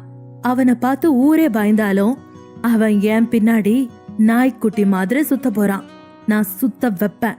அதெல்லாம் நீங்க பார்க்கத்தானே போறீங்கன்னு ரொம்ப திமிரா சொன்னா. இங்க காவியாவோட ரூம்ல ஜனனி கிளம்பி ரெடியா இருந்தா. ஆனா பாத்ரூமுக்கு ட்ரெஸ் சேஞ்ச் பண்ண போன காவியா இன்னும் வெளியில வரல. ஜனனி கதவை தட்டி, ஏய் காவியா, இன்னும் என்னடி பண்ணிட்டு இருக்க? சீக்கிரம் வா, மேரேஜுக்கு டைம் ஆயிடுச்சு, நாம கீழே போகணும்னு கூப்பிட்டுக்கிட்டு இருக்கிறப்ப தர்ஷினி ரூமுக்குள்ள வந்தா. ஜனனி பிங்க் கலர்ல லெஹங்கா போட்டிருந்தா. அந்த லெஹங்கா அவளுக்காகவே ஸ்டிச் பண்ணின மாதிரி இருந்துச்சு. ரூமுக்குள்ள வந்தவ ஜனனிய பார்த்து, வாவ் ஜனனி, நீயா இது? என்னால நம்பவே முடியல, பிரின்சஸ் மாதிரி இருக்க. இந்த பிங்க் கலர் லெஹங்கா உனக்கு ரொம்ப ரொம்ப அழகா இருக்குன்னு சொன்னா. தேங்க்ஸ்கா, நீங்களும் செம்ம கியூட்டா இருக்கீங்க. நாம கிளம்பிட்டோம், ஆனா இந்த காவ்யா பாத்ரூமுக்குள்ள போய் 1 ஹவருக்கு மேல ஆக போகுதுக்கா. ஆனா இன்னும் இவ வெளியில வரவே இல்லன்னு சொல்லவும் தர்ஷினி பாத்ரூம் கதவு கிட்ட போய் நின்னு, காவ்யா, ஏய் காவ்யா, சீக்கிரம் வெளியே வாடி. இப்ப நீ உடனே வெளியே வர போறியா இல்ல நான் அண்ணனை கூப்பிடட்டுமா சொன்ன அடுத்த செகண்ட் காவ்யா கதவை திறந்துக்கிட்டு வெளியே வந்து கோவமா, என்ன எப்ப பார்த்தாலும் அண்ணன் பேரை சொல்லி என்ன மிரட்டிட்டு இருக்க? எங்க தைரியம் இருந்தா போய் சொல்லு பாப்போம்னு திமிரா சொன்னா. ஆனா அவ திமிரா பேசுறது இவங்க 2 பேரு காதலையும் விழல. ஏன்னா 2 பேரும் ஆச்சரியத்துல வாய பிளந்து காவ்யாவையே பாத்துக்கிட்டு இருந்தாங்க. காவ்யா ஃபர்ஸ்ட் டைம் அடக்க ஒடுக்கமா ஒரு பொண்ணு மாதிரி கிரீன் கலர் லெஹங்கா போட்டிருந்தா. காவ்யாவை பார்த்த தர்ஷினி, அப்பாடா, எனக்கு ஒரு வழியா தங்கச்சி கிடைச்சிட்டா. இந்த ராஜ் குடும்பத்துக்கு நான் மட்டும்தான் ஒரே பொண்ணுன்னு நினைச்சேன்னு சொல்ல ஜனனி கிளிக்குன்னு சிரிச்சிட்டா. அதை கேட்டு டென்ஷனான காவ்யா 2 கையால லெஹங்காவை தூக்கி பிடிச்சுக்கிட்டு, 2 பேரும் தள்ளி போங்க முதல்ல, இங்க என்ன ஃபேஷன் ஷோவா நடக்குதுன்னு திட்டிக்கிட்டே கண்ணாடி முன்னாடி வந்து நின்னா. ஜனனி அவ இப்படி போறத பார்த்து, நீங்க சொல்றதும் சரிதாங்கா, நானும் ஒரு பாய் ஃப்ரெண்டோட தான் இவ்ளோ நாள் இருந்தேன்னு நினைச்சேன்னு சிரிச்சுக்கிட்டே சொன்னா. அதை கேட்ட தர்ஷினியும் சிரிக்க ஆரம்பிச்சா. அவங்க 2 பேரும் சிரிக்கிறத கண்ணாடி வழியா பார்த்து முறைச்சுக்கிட்டு இருந்தா காவ்யா. அப்ப தர்ஷினி ஜனனி கிட்ட, ஜனனி என்கிட்ட ஒரு பிளான் இருக்குன்னு சொல்ல, என்ன பிளான்கான்னு ஜனனி கேட்டா. ஜனனி காதுல, இந்த ரவுடி பேபிக்கு தான் மேக்கப்பே பிடிக்காதே, நாம இன்னைக்கு அவளுக்கு மேக்கப் போட்டே தீரணும், என்ன ஓகேவா கேட்க, ஜனனி சூப்பர் பிளான்கா, இப்பவே இந்த பிளான எக்ஸிக்யூட் பண்ணிடலாமா கண்ணாலேயே ஜாட காட்ட 2 பேரும் காவியாவை பார்த்தாங்க. தர்ஷினி ஜனனி கிட்ட, ஜனனி அவ கைய புடின்னு சொல்ல, உடனே ஜனனி காவியாவை பிடிச்சு சேர்ல உட்கார வச்சு அவளோட 2 கையையும் டைட்டா பிடிச்சுக்கிட்டா. தர்ஷினி மேக்கப் கிட்ட எடுத்துக்கிட்டு வந்து காவியாவுக்கு மேக்கப் போட ஆரம்பிச்சா. காவியா அவங்க கிட்ட இருந்து தப்பிக்க போராடுனா. ஆனா 2 பேரும் அவளை விடவே இல்ல. ஒரு வழியா தர்ஷினி அவளுக்கு மேக்கப் போட்டு முடிச்சுட்டா. காவியா உண்மையிலேயே இன்னைக்கு ரொம்ப அழகா இருந்தா. அவளை பார்த்த தர்ஷினியும் ஜனனியும், நம்ம பிளான் சக்சஸ்ஃபுல்லா முடிஞ்சிருச்சு, முழுசா சந்திரமுகியா மாறி இருக்க காவியாவை எல்லாரும் பாருங்க சொல்லி 2 பேரும் ஹைஃபை பண்ணிக்கிட்டாங்க. 2 பேரும் கிண்டல் பண்றத பார்த்த காவியா, ஏய் உங்க 2 பேருக்கும் என்ன பார்த்தா சந்திரமுகி மாதிரியா தெரியுது, உங்களை நான் சும்மா விட போறதில்ல சொல்லிக்கிட்டே தான் லெஹங்காவை தூக்கி பிடிச்சுக்கிட்டு 2 பேரையும் துரத்த ஆரம்பிச்சா. 2 பேரும் ரூமை விட்டு வெளியில ஓடி வந்தாங்க. கீழே ஹால்ல எல்லாரும் இருக்கிறத பார்த்த தர்ஷினியும் ஜனனியும் அப்படியே நின்னுட்டாங்க. அவங்கள துரத்திட்டு வந்த காவியாவும் கீழே எல்லாரும் இருக்கிறத பார்த்து அமைதியாகி, இந்த கல்யாணம் முடியட்டும், உங்க 2 பேருக்கும் அப்புறம் இருக்க கச்சேரின்னு சொன்னா. அந்த கிரீன் ட்ரெஸ்ல காவியா இன்னும் கியூட்டா அழகா இருந்தா. அவளோட முடி இடுப்பை தாண்டி இருந்துச்சு. லூஸ் ஹேர்ல பிரேமம் படத்துல வர சாய் பல்லவி மாதிரி இருந்தா. மேக்கப் போடாமலேயே செம்ம அழகா இருக்கிறவளுக்கு மேக்கப் போட்டா சொல்லவா வேணும். 3 பேரும் கீழே இறங்கி வந்ததும் அசோக் ராஜ் காவியா பக்கத்துல வந்து, பாருடா யாருடா இது, எனக்கு 3 பையங்க, ஒரே ஒரு பொண்ணுன்னு தானே இது நாள் வரைக்கும் நினைச்சுக்கிட்டு இருந்தேன், ஆனா இன்னைக்குதான் எனக்கு 2 அழகான பொண்ணுங்க இருக்காங்கன்னு தெரிஞ்சுக்கிட்டேன்னு சொன்னாரு. அப்ப காவியா ஏதோ சொல்ல வந்தா. அதுக்குள்ள தர்ஷினி, அப்பா நீங்க சொன்னதையே தான் நானும் இவகிட்ட சொன்னேன், ஆனா இந்த மேடத்துக்கு கோபம் வந்துருச்சுன்னு சொல்ல எல்லாரும் அவ சொன்னதை கேட்டு சிரிக்க ஆரம்பிச்சாங்க. காவியா கோபமா, போதும் எல்லாரும் சேர்ந்து சிரிச்சது, அப்பா என்ன கிண்டல் பண்றதை விட்டுட்டு போய் உங்க பிள்ளைகிட்ட ஏன் அந்த மேக்கப் ஸ்டால கல்யாணம் பண்ணிக்க போறாருன்னு கேளுங்கப்பான்னு சொன்னா. காவியா, அவன் உனக்கு அண்ணன் தானே, இந்த கல்யாணத்துல உனக்கு விருப்பம் இல்லைன்னு நீ ஏன் அவங்கிட்ட போய் பேச வேண்டியது தானே, என்கிட்ட ஏன் சொல்றன்னு கேட்க, அந்த அசுரனோட அப்பாவான உங்களாலேயே ஒண்ணு பண்ண முடியலங்கிறப்ப என்னால என்ன பண்ண முடியும் காவியா கிண்டலா கேட்டா. கரெக்ட், நம்ம யாராலையும் எதுவும் பண்ண முடியாது, அதனால நாம எல்லாரும் வாயை மூடிக்கிட்டு கல்யாணம் முடிகிற வரைக்கும் அமைதியா இருக்க வேண்டியதுதான். நடக்கிற எல்லாத்துக்கும் காரணம் யாரு தெரியுமா, என் அப்பா, உங்க தாத்தா, அவர் தான் யுவராஜ தன்ன மாதிரியே மாத்திட்டாருன்னு அசோக் சொல்லி அழுத்துக்கிட்டாரு.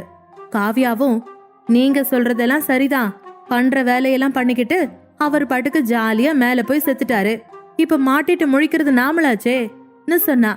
சரி காவியா, இதுக்கு மேல நாம இத பத்தி எதுவும் பேச வேணாம், மேரேஜ் முடிஞ்சதுக்கு அப்புறம் எதா இருந்தாலும் பேசிக்கலாம் அசோக் ராஜ் சொன்னதும் காவியா தலையாட்டிக்கிட்டு தர்ஷினி ஜனனி கூட அங்கிருந்து நகர்ந்தா. அந்த மாளிகையே இன்னைக்கு ரொம்ப அழகா இருந்துச்சு. பூவால டெக்கரேட் பண்ணியிருந்த மணமேடையில ஐயர் கல்யாணத்துக்கான எல்லா ஏற்பாட்டையும் செஞ்சுட்டு இருந்தாரு. பெரிய பெரிய பிசினஸ் மேன்ஸ், செலிபிரிட்டிஸ், மீடியான்னு ஓரளவுக்கு கூட்டமா இருந்துச்சு. யுவராஜோட இந்த திடீர் அனௌன்ஸ்மெண்ட் எல்லாருக்கும் நம்ப முடியாத ஆச்சரியமா இருந்தது. எல்லா நியூஸ் சேனலையும் இதுதான் ஃபிளாஷ் நியூஸா போய்கிட்டு இருந்துச்சு. யுவராஜ் தன்னோட ரூம்ல பட்டு வேட்டி பட்டு சட்டை போட்டு மேரேஜுக்கு ரெடியா இருந்தான். அவன் கண்ணாடியில தன்னை பார்த்துக்கிட்டே தன்னோட போனை எடுத்து, சிவா நான் சொன்னதெல்லாம் ரெடியா இருக்கா, ஸ்டடி ரூமுக்கு எடுத்துக்கிட்டு வான்னு சொல்லிட்டு காலை கட் பண்ணிட்டான். அடுத்த 10 நிமிஷத்துல சிவா ஒரு ஃபைலோட ரூமுக்குள்ள வந்து, சார் நீங்க கேட்டதுன்னு சொன்னா. அதை வச்சுட்டு நீ போலாம், கேசவன நான் வர சொன்னேன்னு சொல்லுன்னு சொன்னான். சிவா தலையாட்டிட்டு அங்கிருந்து போயிட்டான். சிவா வெளியில போன அடுத்த 5வது நிமிஷத்துல கேசவன் யுவராஜ தேடி வந்தாரு. கேசவன் முகம் முழுக்க அவ்வளோ சந்தோஷம்.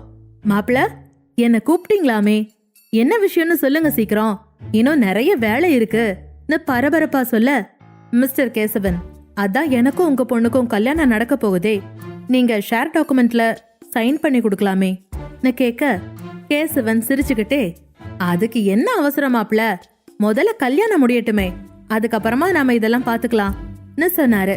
என்ன மிஸ்டர் கேசவன், இன்னுமா என் மேல உங்களுக்கு நம்பிக்கை வரல? அதான் கல்யாணம் வரைக்கும் வந்துட்டோமே, இதுக்கப்புறம் நான் உங்களை ஏமாத்திடுவேன்னு நீங்க நினைக்கிறீங்களா?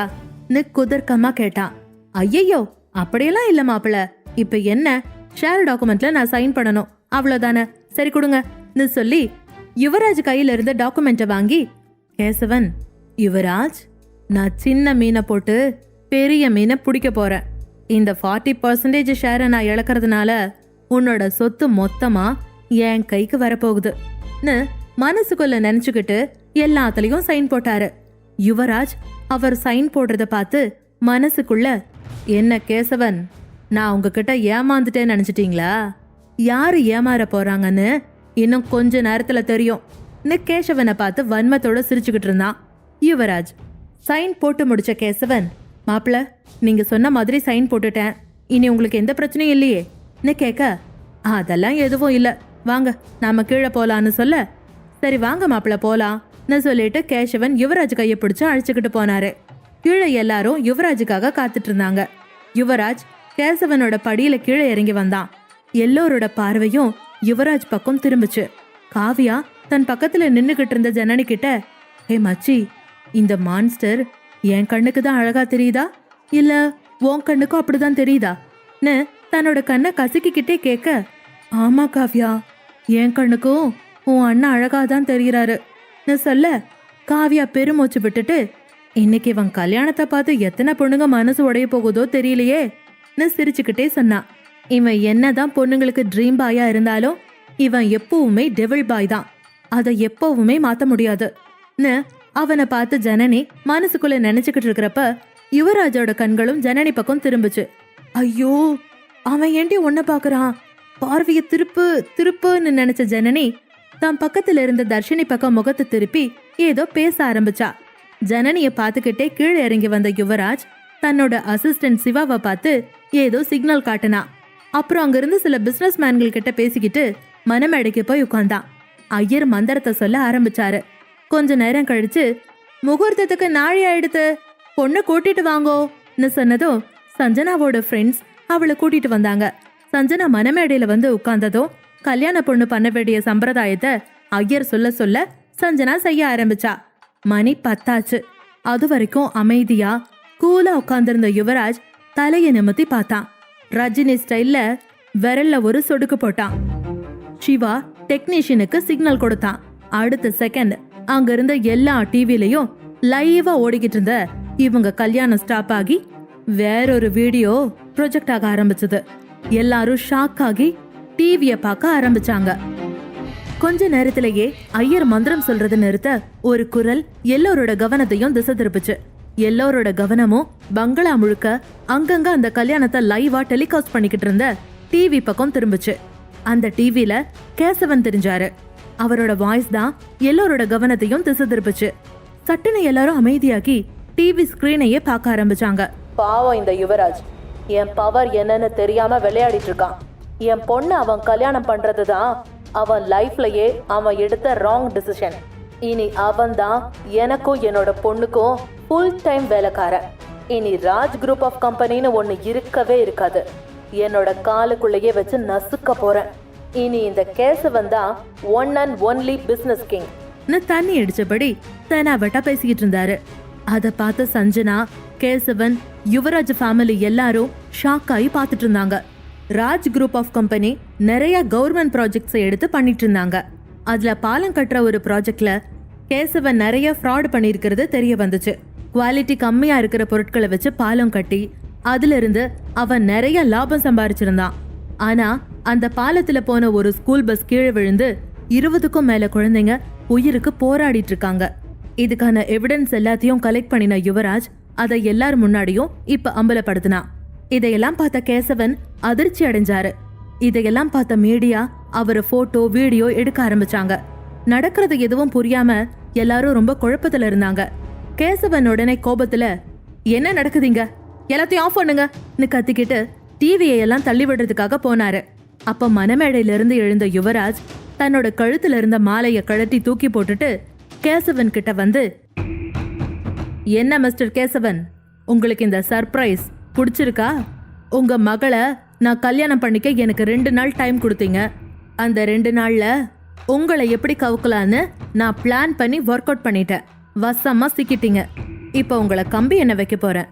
என்ன ஜெயிலுக்கு போக ரெடியான்னு கேட்டுட்டு அங்க இருக்கிற எல்லாரையும் பார்த்து, இந்த யுவராஜுக்கு துரோகம் பண்ணினா என்ன நடக்கும்னு உங்க எல்லாருக்கும் இப்ப தெரிஞ்சிருக்கும்னு சொல்லிட்டு திரும்ப கேசவனை பார்த்து, எனக்கு துரோகம் பண்ணினது மட்டும் இல்லாம மக்களுக்கும் சேர்த்து துரோகம் பண்ண பார்த்தல்ல, அதுக்கான தண்டனைய நீ அனுபவிச்சுதான் ஆகணும்.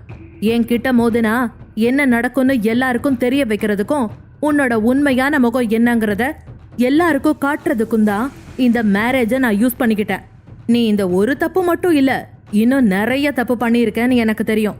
அது எல்லாத்துக்குமான ஆதாரமும் போலீஸ் கிட்ட இருக்குன்னு சொல்லிட்டு சிவா பக்கம் திரும்பி, சிவா அவங்கள வர சொல்லுன்னு சொன்னா. அடுத்த 5 நிமிஷத்துல ஒரு போலீஸ் டீம் உள்ள வந்துச்சு. கூடவே குப்தாவை சுட்டவனும் கையில வெலங்கோட வந்தான். இவர் தான் எனக்கு பணம் கொடுத்து குப்தாவை கொலை பண்ண சொன்னாருன்னு அப்ரூவர் ஆகி அவரை காட்டி கொடுத்தான். கேசவன் ஓட போனாரு. உடனே சிவா அவரை பிடிச்சு, என்ன தப்பிச்சு ஓடலான்னு பாக்குறியா? இனி உன்னால யாருக்கிட்ட இருந்தும் தப்பிக்க முடியாது சார், இவரை இழுத்துட்டு போங்கன்னு கேசவனை போலீஸ் பக்கம் தள்ளிவிட்டான். கேசவன் யுவராஜ முறைச்சுக்கிட்டே போலீஸ் கூட போனாரு. கேசவனோட உண்மையான முகத்தை எல்லார் முன்னாடியும் அம்பலப்படுத்ததான் இந்த கல்யாண நாடகமேன்னு இப்போ அங்க இருக்கிற எல்லாருக்குமே புரிஞ்சுது. இதையெல்லாம் பார்த்த அதிர்ச்சியில இருந்த ஜனனி காவ்யா கிட்ட, மச்சி இங்க என்னடி நடக்குது? ஏதோ விஜய் படம் பார்த்த மாதிரி இருக்குடின்னு சொன்னா. காவ்யாவும், ஆமா மச்சி எனக்கும் அப்படிதான் இருக்கு. அண்ணன் எப்போ என்ன பண்ணுவான்னு யாருக்கும் தெரியாது. அவனை புரிஞ்சுக்கிறதும் ரொம்ப ரொம்ப கஷ்டம்னு சொன்னா. நடந்த பிரச்சனை எல்லாத்தையும் பார்த்த கெஸ்ட் எல்லாரும் கொஞ்ச நேரம் கழிச்சு ஒவ்வொருத்தவங்களா கிளம்ப ஆரம்பிச்சாங்க. மீடியாக்களும் இது சம்பந்தமா சில கேள்விகளை கேட்டு தங்களுக்கு பதில் கிடைச்சதும் ஐயரை தவிர அவங்களும் அங்கிருந்து கிளம்பிட்டாங்க. ஏன்னா ஐயரை யுவராஜ் தான் இருக்க சொல்லி சொன்னா. ஹால்ல வீட்ல உள்ளவங்க அப்புறம் சஞ்சனா மட்டும் இருந்தாங்க. யுவராஜ் ஐயரை போக சொல்லாததை பார்த்த சஞ்சனா கண்டிப்பா யுவராஜ் தன்னை கல்யாணம் பண்ணிப்பான்னு நினைச்சுக்கிட்டு இருந்தா. பாட்டி லக்ஷ்மி தேவி யுவராஜ் கிட்ட, யுவராஜ் என்ன நடக்குதுங்க? நீ அந்த கேசவனை வேற வழியில கூட டீல் பண்ணிருக்கலாம் இல்லையா? எதுக்கு இந்த கல்யாண நாடகம் எல்லாம்? இதெல்லாம் தேவைதானான்னு கேட்டாங்க. ஆமா பாட்டி, கண்டிப்பா இந்த கல்யாண நாடகம் அவசியம்தான். ஏன்னா கேசவன் கிட்ட இருக்கிற ஷேர்ஸ மேரேஜ் அன்னைக்கு தான் என் பேருக்கு எழுதி தருவேன்னு சொன்னாரு. நான் யுவராஜ் சொன்னா, எல்லாம் சரிதான் யுவராஜ், ஆனா உனக்கு இன்னும் 2 நாள்ல கல்யாணம் ஆகணும். உனக்கு 29 வயசு முடியறதுக்குள்ள கல்யாணம் ஆகலைன்னா சொத்து முழுக்க அனாத ஆசிரமத்துக்கு போயிடும். அது உனக்கு தெரியும் தானே? இப்ப என்னதான் பண்ண போறன்னு பாட்டி கேட்கவும் யுவராஜ் பாட்டி கிட்ட, பாட்டி நான் எதையும் மறக்கல, எனக்கு எல்லாம் நல்ல ஞாபகம் இருக்கு, நீங்க எதை பத்தியும் கவலைப்பட வேணாம், நான் இன்னைக்கு கல்யாணம் பண்ணிக்க தான் போறேன்னு சொன்னா. யுவராஜ் சொன்னதை கேட்ட அப்பா அசோக் ராஜ், யுவராஜ் சஞ்சனாவை தான் கல்யாணம் பண்ணிக்க போறியான்னு கேட்டாரு. இல்ல, நான் சஞ்சனாவா கல்யாணம் பண்ணிக்க போறதில்ல சத்தமா யுவராஜ் சொன்னா. யுவராஜ் சொன்னதை கேட்ட எல்லாருக்கும் அவன் யார கல்யாணம் பண்ணிக்க போறான்னு ஒரே குழப்பமா இருந்துச்சு. அப்ப சஞ்சனா, என்ன சொல்ற யுவராஜ், நீ என்ன லவ் பண்றதானு கேட்க யுவராஜ் சிரிச்சுக்கிட்டே, உன்னை லவ் பண்றேன்னு நான் சொன்னனான்னு கேட்டான். நீதானே யுவராஜ் என்ன கல்யாணம் பண்ணிக்கிறேன்னு சொன்ன அவ கேட்டா. ஆமா, நான் தான் உன்னை கல்யாணம் பண்ணிக்கிறேன்னு சொன்னேன். ஆனா ஏன் சொன்ன? உன் அப்பா பண்ணின இந்த தில்லுமுள்ளு வேலையெல்லாம் எல்லாரும் முன்னாடியும் வெளியே கொண்டு வர்றதுக்கு தான் நான் இப்படி பண்ண வேண்டியதா இருந்துச்சுன்னு சொன்னா. சஞ்சனா அழுதுகிட்டே, ஆனா யுவராஜ் இதுல என்னோட தப்பு என்ன இருக்கு? எதுக்காக என்ன கல்யாணம் பண்ணிக்க மாட்டேன்னு சொல்றன்னு கேட்க யுவராஜ் கோவமா, இதுல உன் தப்பு என்ன இருக்குன்னா கேக்குற? என்ன நினைச்சுக்கிட்டு இருக்க நீ பண்றது எதுவும் எனக்கு தெரியாதுன்னு நினைச்சிட்டியா? நீ ஆல்ரெடி இன்னொருத்தவங்க கூட லிவிங் டுகெதர்ல இருக்கேன்னு எனக்கு தெரியாதான்னு கேட்க அரண்டு போய் நின்னா சஞ்சனா. என்ன உனக்கு ஒரு வீடியோ போடணுமான்னு கேட்டான். அவன் அப்படி கேள்வி கேட்டதும் அப்படியே திருன்னு முழிக்க ஆரம்பிச்சுட்டா சஞ்சனா. இதுக்கு மேல ஒரு நிமிஷம் இங்க நின்ன அப்புறம் நான் என்ன பண்ணுவேன்னு எனக்கே தெரியாது, ஒழுங்க மரியாதை இங்கிருந்து வெளியே போன்னு கத்துனா. யுவராஜ் உச்சகட்டமா கோவப்படுறத பார்த்த சஞ்சனா இதுக்கு மேல தான் இங்க இருந்தா சரி வராதுன்னு அங்கிருந்து கிளம்பிட்டா. இங்க என்ன நடக்குதுன்னு ஒண்ணுமே புரியாம எல்லாரும் ஒருத்தர் முகத்தை ஒருத்தர் பார்த்து குழம்பி போய் நின்னுகிட்டு இருந்தாங்க. அசோக் ராஜ் திரும்பவும் யுவராஜ் கிட்ட, நீ சஞ்சனாவை கல்யாணம் பண்ணிக்கலனா நீ வேற யாரதான் கல்யாணம் பண்ணிக்க போறன்னு கேட்டாரு. அசோக் ராஜ் சொன்னதை கேட்ட யுவராஜ் ஜனனிய பார்த்தபடியே அவகிட்ட போனா. யுவராஜ் தன்னை நோக்கி வரத பார்த்த ஜனனி பயந்து போய் காவ்யா கிட்ட, ஏய் எதுக்கடி உன் அண்ணன் நம்ம கிட்ட வர்றாருன்னு பயந்துகிட்டே கேட்டா. காவ்யாவும் எனக்கு என்னடி தெரியும், நான் இன்னைக்கு எந்த தப்பும் பண்ணலையே அவ சொல்லிக்கிட்டு இருக்கிறப்போ யுவராஜ் ஜனனி கிட்ட வந்து அவன் கைய நீட்டினா. ஜனனி அதிர்ச்சியாகி பார்க்க எல்லாரும் ஸ்டன் ஆகி நின்னாங்க. யுவராஜ் ஜனனி கைய பிடிச்சு மனமேடைக்கு அழைச்சுக்கிட்டு போனான். நடக்கிறத பார்த்த எல்லாரும் அதிர்ச்சியில உறைஞ்சு போய் நின்னுக்கிட்டு இருந்தாங்க. அதே சமயம் ஜனனியும் ஒன்னும் புரியாம யுவராஜ பார்த்தா. அவளுக்கு இப்ப என்ன பண்றதுன்னே தெரியல. அவங்கிட்ட இருந்து தன்னோட கைய விடுவிக்க ட்ரை பண்ணினா. இத பார்த்த லக்ஷ்மி தேவி, யுவராஜ் நீ என்ன பண்ணிட்டு இருக்க கோவமா கேட்டாங்க. நான் ஜனனிய தான் கல்யாணம் பண்ணிக்க போறேன்னு எல்லார் காதுலயும் விழுகிற மாதிரி சத்தமா சொன்னான். யுவராஜோட முகத்தை பார்த்து யாராலும் எதுவும் சொல்ல முடியல. காவ்யா மனசுக்குள்ள, என்னது இந்த டெவில் ஜனனிய கல்யாணம் பண்ணிக்க போதா? ஐயோ, என்னோட பெஸ்ட் ஃப்ரெண்ட இந்த பிசாசு கிட்ட இருந்து நான் எப்படி காப்பாத்துவேன்? நான் ஏதாவது பண்ணி உடனே இதை தடுத்தாகணும், இல்லைன்னா அவளோட வாழ்க்கையே போயிடும் நினைச்சுக்கிட்டே யுவராஜ் கிட்ட போக போனா. அதுக்குள்ள பாட்டி லட்சுமி தேவி அவ கைய பிடிச்சு அமைதியா இருன்னு சைகை காட்டினாங்க. வேற வழி இல்லாம காவ்யாவும் அப்படியே நின்னுட்டா. யுவராஜ் ஜனனிய மனமேடைக்கு நடுவுல இருக்கிற யாகத்துக்கிட்ட அழிச்சுக்கிட்டு போய் அவளை உட்கார வச்சுட்டு அங்கிருந்த ஒரு மாலையை எடுத்து அவ கழுத்துல போட்டு விட்டு தானும் ஒரு மாலையை எடுத்து போட்டுக்கிட்டு அவ பக்கத்துல உட்கார்ந்தான். ஐயரை பார்த்து, என்ன திகச்சு போய் உட்காந்துட்டீங்க ஐயரே? மந்திரத்தை சொல்லுங்க, சுதி சுத்தமா இருக்கணும்னு சொன்னா. நடக்கிறதையெல்லாம் பார்த்து அதிர்ச்சியில உறைஞ்சு போன ஜனனி, என்னது நான் இந்த டெவில கல்யாணம் பண்ணிக்கணுமா? இங்க என்ன நடக்குது? நடக்கிறதெல்லாம் கனவா இல்ல நனவா? நீ யோசிச்சுக்கிட்டே தன்னை இந்த டெவில் கிட்ட இருந்து காப்பாத்த யாராவது வரமாட்டாங்களான்னு அங்க இருக்கிறவங்கள சுத்தி முத்தி பார்த்தா. ஆனா யாரும் அவளுக்கு உதவ முன் வர மாதிரி தெரியல. இந்த கல்யாணத்தை யாரும் தடுத்து நிறுத்த மாட்டாங்கன்னு புரிஞ்சுக்கிட்டவ இனி தன்னை தானே தான் காப்பாத்திக்கணும்னு தைரியத்தை வரவழைச்சுக்கிட்டு, ஹலோ மிஸ்டர் யுவராஜ், என்ன பண்ணிட்டு இருக்கீங்க? நீங்க பாட்டுக்கு உங்க இஷ்டத்துக்கு என் கையை பிடிச்சி இழுத்துக்கிட்டு வந்து இப்படி உட்கார வச்சுட்டீங்க. எனக்கு உங்களை கல்யாணம் பண்ணிக்க விருப்பம் இல்லன்னு கேட்டு கோபமா கத்தலான்னு வாயை திறந்து ஹலோ யூன்னு சொல்ல ஆரம்பிச்சா. சாதாரண திரும்பி பார்த்து அவளை முறைச்சான் யுவராஜ். அவ்வளோதான், அவன் கண்ணை பார்த்த ஜனனிக்கு உடனே அவன் குப்தாவை துப்பாக்கியில சுட்டதுதான் ஞாபகம் வந்துச்சு. உடனே அவ ஸ்விட்ச் ஆஃப் பண்ணின பல்பு மாதிரி ஆஃப் ஆயிட்டா. ஏன்னு தெரியல, அதுக்கு மேல அவளால பேச முடியல. காவியா, தர்ஷினி, அசோக் ராஜ், ஏன் பாட்டி எல்லாருக்குமே அது ஆச்சரியமா தான் இருந்துச்சு. ஐயர் மந்திரம் சொல்லி முடிச்சிட்டு தாலியை எடுத்து யுவராஜ் கையில கொடுத்து ஜனனி கழுத்துல கட்ட சொன்னாரு.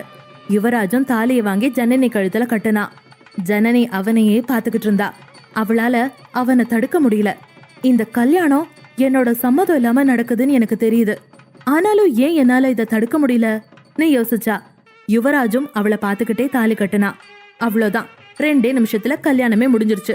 இனி இந்த பாகுபலி யுவராஜுக்கு ஜனனி தான் தேவசேனான்னு கடவுளே லாக் பண்ணிட்டாரு. இனி இவங்க 2 பேர் வாழ்க்கையும் அவங்க எப்படி நடந்துக்க போறாங்கங்கறத பொறுத்துதான் அமைய போகுது. ஐயர் அவங்க 2 பேரையும் அக்னிய சுத்தி வர சொன்னாரு. யுவராஜ் எழுந்து ஜனனிய பார்த்தான். ஆனா ஜனனி அப்படியே அதிர்ச்சியில உறைஞ்சு போய் உட்கார்ந்திருந்தா. அவ எழுந்திருக்காதத பார்த்த யுவராஜ் ஜனனி கூப்பிட்டான். ஆனா இப்போ அவனோட குரல்ல கனிவுதான் இருந்துச்சு. அந்த குரலும் அவன் கூப்பிட்ட விதமும் ஜனனிய தானா எழுந்திருக்க வச்சுச்சு. அவ கைய பிடிச்சுக்கிட்டு வேள்விய சுத்த ஆரம்பிச்சான். 3 சுத்து முடிஞ்சதும் அம்மி மிதிச்சு அவ கால் விரல்ல மெட்டிய போட்டு விட்டான். அவனோட விரல் பட்டதும் அவளுக்குள்ள வார்த்தைகள்ல சொல்ல முடியாத ஒரு சிலிர்ப்பான அனுபவம் உண்டாச்சு. ஆனாலும் அவன் எப்படி ஏன் சம்மந்தம் இல்லாம என்னோட கழுத்துல தாலி கட்டலான்னு கோபமும் பொங்கி வந்துச்சு. ஐயர், கல்யாணத்துக்கான சடங்கெல்லாம் முடிஞ்சிடுத்து. நீங்க 2 பேரும் இன்னையில இருந்து புருஷன் பொண்டாட்டி ஆயிட்டேள்.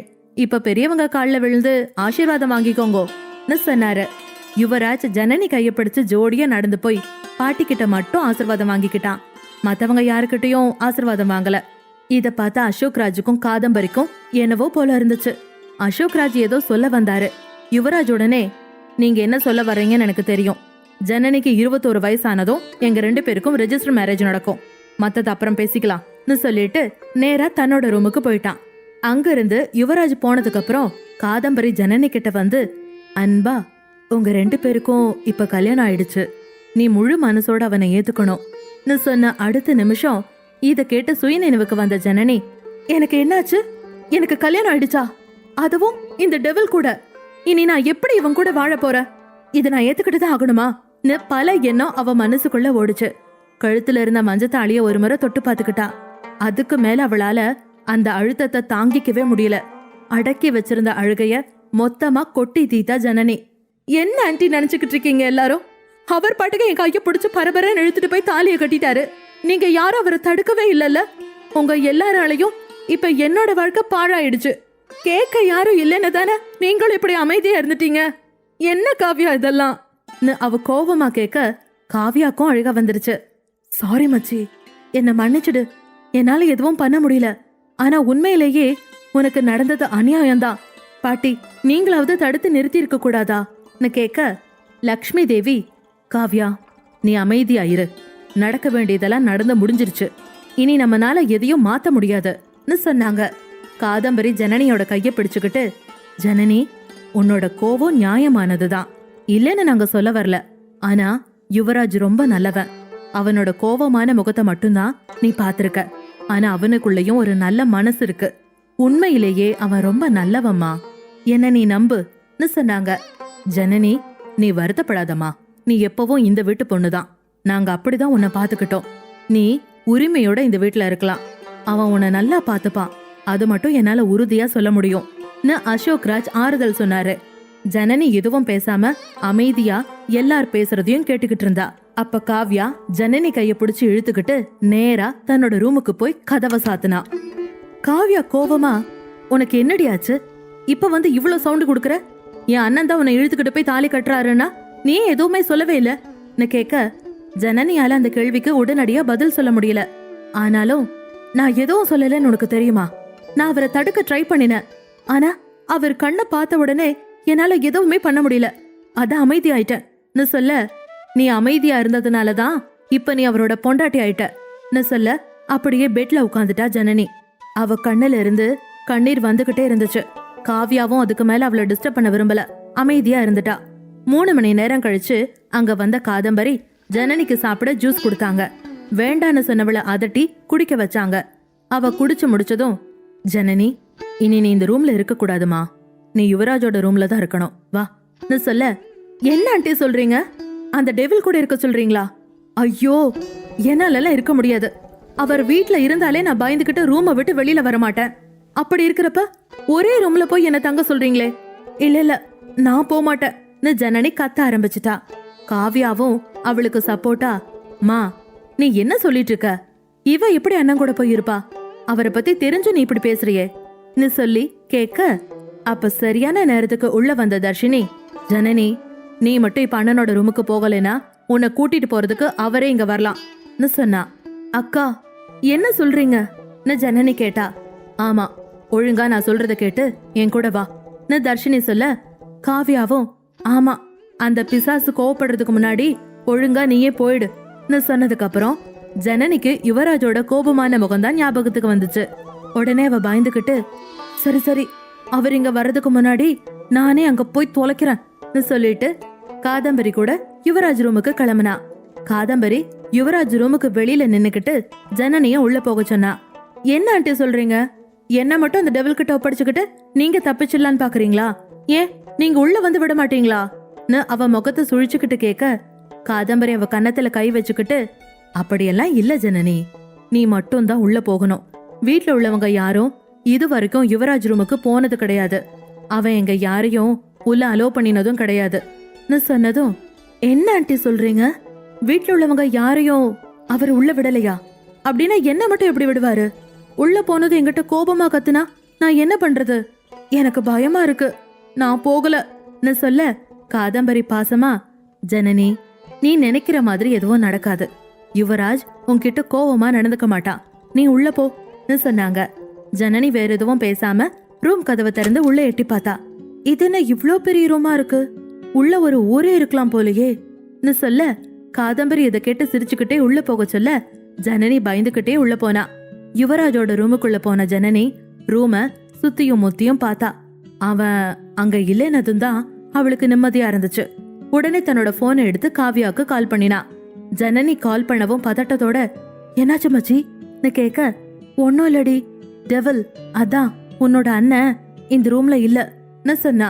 சரி, நீ அதை நினைச்சு பயப்படாத, அவன் வர்றதுக்குள்ள நீ பாட்டுக்கு படுத்து தூங்கிடுன்னு சொன்னா. அடியே, இந்த பிரச்சனைக்கு காரணமே நீதான். உன்னாலதான் நான் இங்க மாட்டிக்கிட்டேன். நீ சொன்னேன்னு தானே நான் உன் வீட்டுக்கு வந்தேன், இல்லைன்னா நான் இங்க வந்திருக்கவே மாட்டேன். இன்னைக்கு நைட்டு போகட்டும், காலையில வந்து உன்னை என்ன பண்றேன்னு பாருன்னு சொல்லிட்டு போனை கட் பண்ணிட்டு அந்த ரூம்ல இருந்த பெரிய சோஃபால படுத்துக்கிட்டா. ஆனா அவளுக்கு தூக்கம் வரல. பக்கத்துல இருந்த ஸ்டடி ரூம்ல இருந்த யுவராஜ் ஷெல்ஃப்ல இருந்த ஆபீஸ் ஃபைல்களை எல்லாம் பாத்துக்கிட்டு இருந்தான். அப்பதான் சிவா கிட்ட இருந்து அவனுக்கு கால் வந்துச்சு. கால் அட்டன் பண்ணினதும் சிவா, சார், சஞ்சனா அவளோட லவர் கிட்டயே போயிட்டா. ஆனா அவ உங்களை பிளாக்மெயில் பண்ண ட்ரை பண்ணலான்னு நினைக்கிறேன்னு சொன்னா. யுவராஜ் ஏளனமா, என்ன, அவ என்ன பிளாக்மெயில் பண்ண போறாளா? அவ பண்றத பண்ணட்டும், அதுக்கப்புறம் அவளுக்கு நடக்கிறத யாராலையும் தடுக்க முடியாது. இந்த யுவராஜ் அவ குறைச்ச எடை போட்டுட்டான்னு நினைக்கிறேன் சொன்னா. அப்படின்னா பாஸ், அடுத்து என்ன பண்ணலாம்னு சிவா கேட்டான். முதல்ல அந்த கேசவனை பத்திய எல்லா எவிடன்ஸையும் போலீஸ் கிட்ட ஒப்படைச்சிடு. அவன் இந்த ஜென்மத்துல வெளியில வரக்கூடாது. அந்த அளவுக்கு தண்டனை கிடைக்கணும். மத்த எல்லா விஷயத்தையும் நானே போலீஸ் கிட்ட பேசிக்கிறேன் யுவராஜ் சொன்னான்.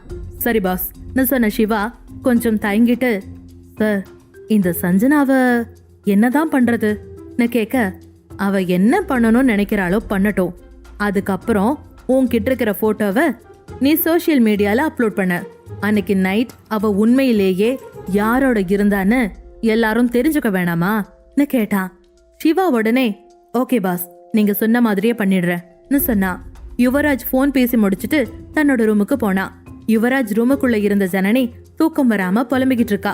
தன்னோட ரூம்ல யாரோ இருக்காங்கன்னு தெரிஞ்சுக்கிட்ட யுவராஜ் கதவை திறந்துகிட்டு உள்ள போனா. கதவு திறக்கிற சத்தம் கேட்ட உடனே ஜனனி போர்வை இழுத்து மூடிக்கிட்டா. உள்ள வந்த யுவராஜ் சோஃபால படுத்திருக்கிறது ஜனனி தான்னு தெரிஞ்சுக்கிட்டு அவளை பார்த்ததும் ரொம்ப சந்தோஷம் ஆயிட்டான். அவளை டிஸ்டர்ப் பண்ணாம சிரிச்சுக்கிட்டே போய் ட்ரெஸ் சேஞ்ச் பண்ணிட்டு வந்தான். போர்வை இடுக்கு வழியா அவனை பார்த்த ஜனனி தன் கண்ணை இருக்க மூடிக்கிட்டு, ஐயோ கடவுளே, நீ ஏன் எனக்கு இப்படி ஒரு தண்டனையை கொடுத்துருக்க?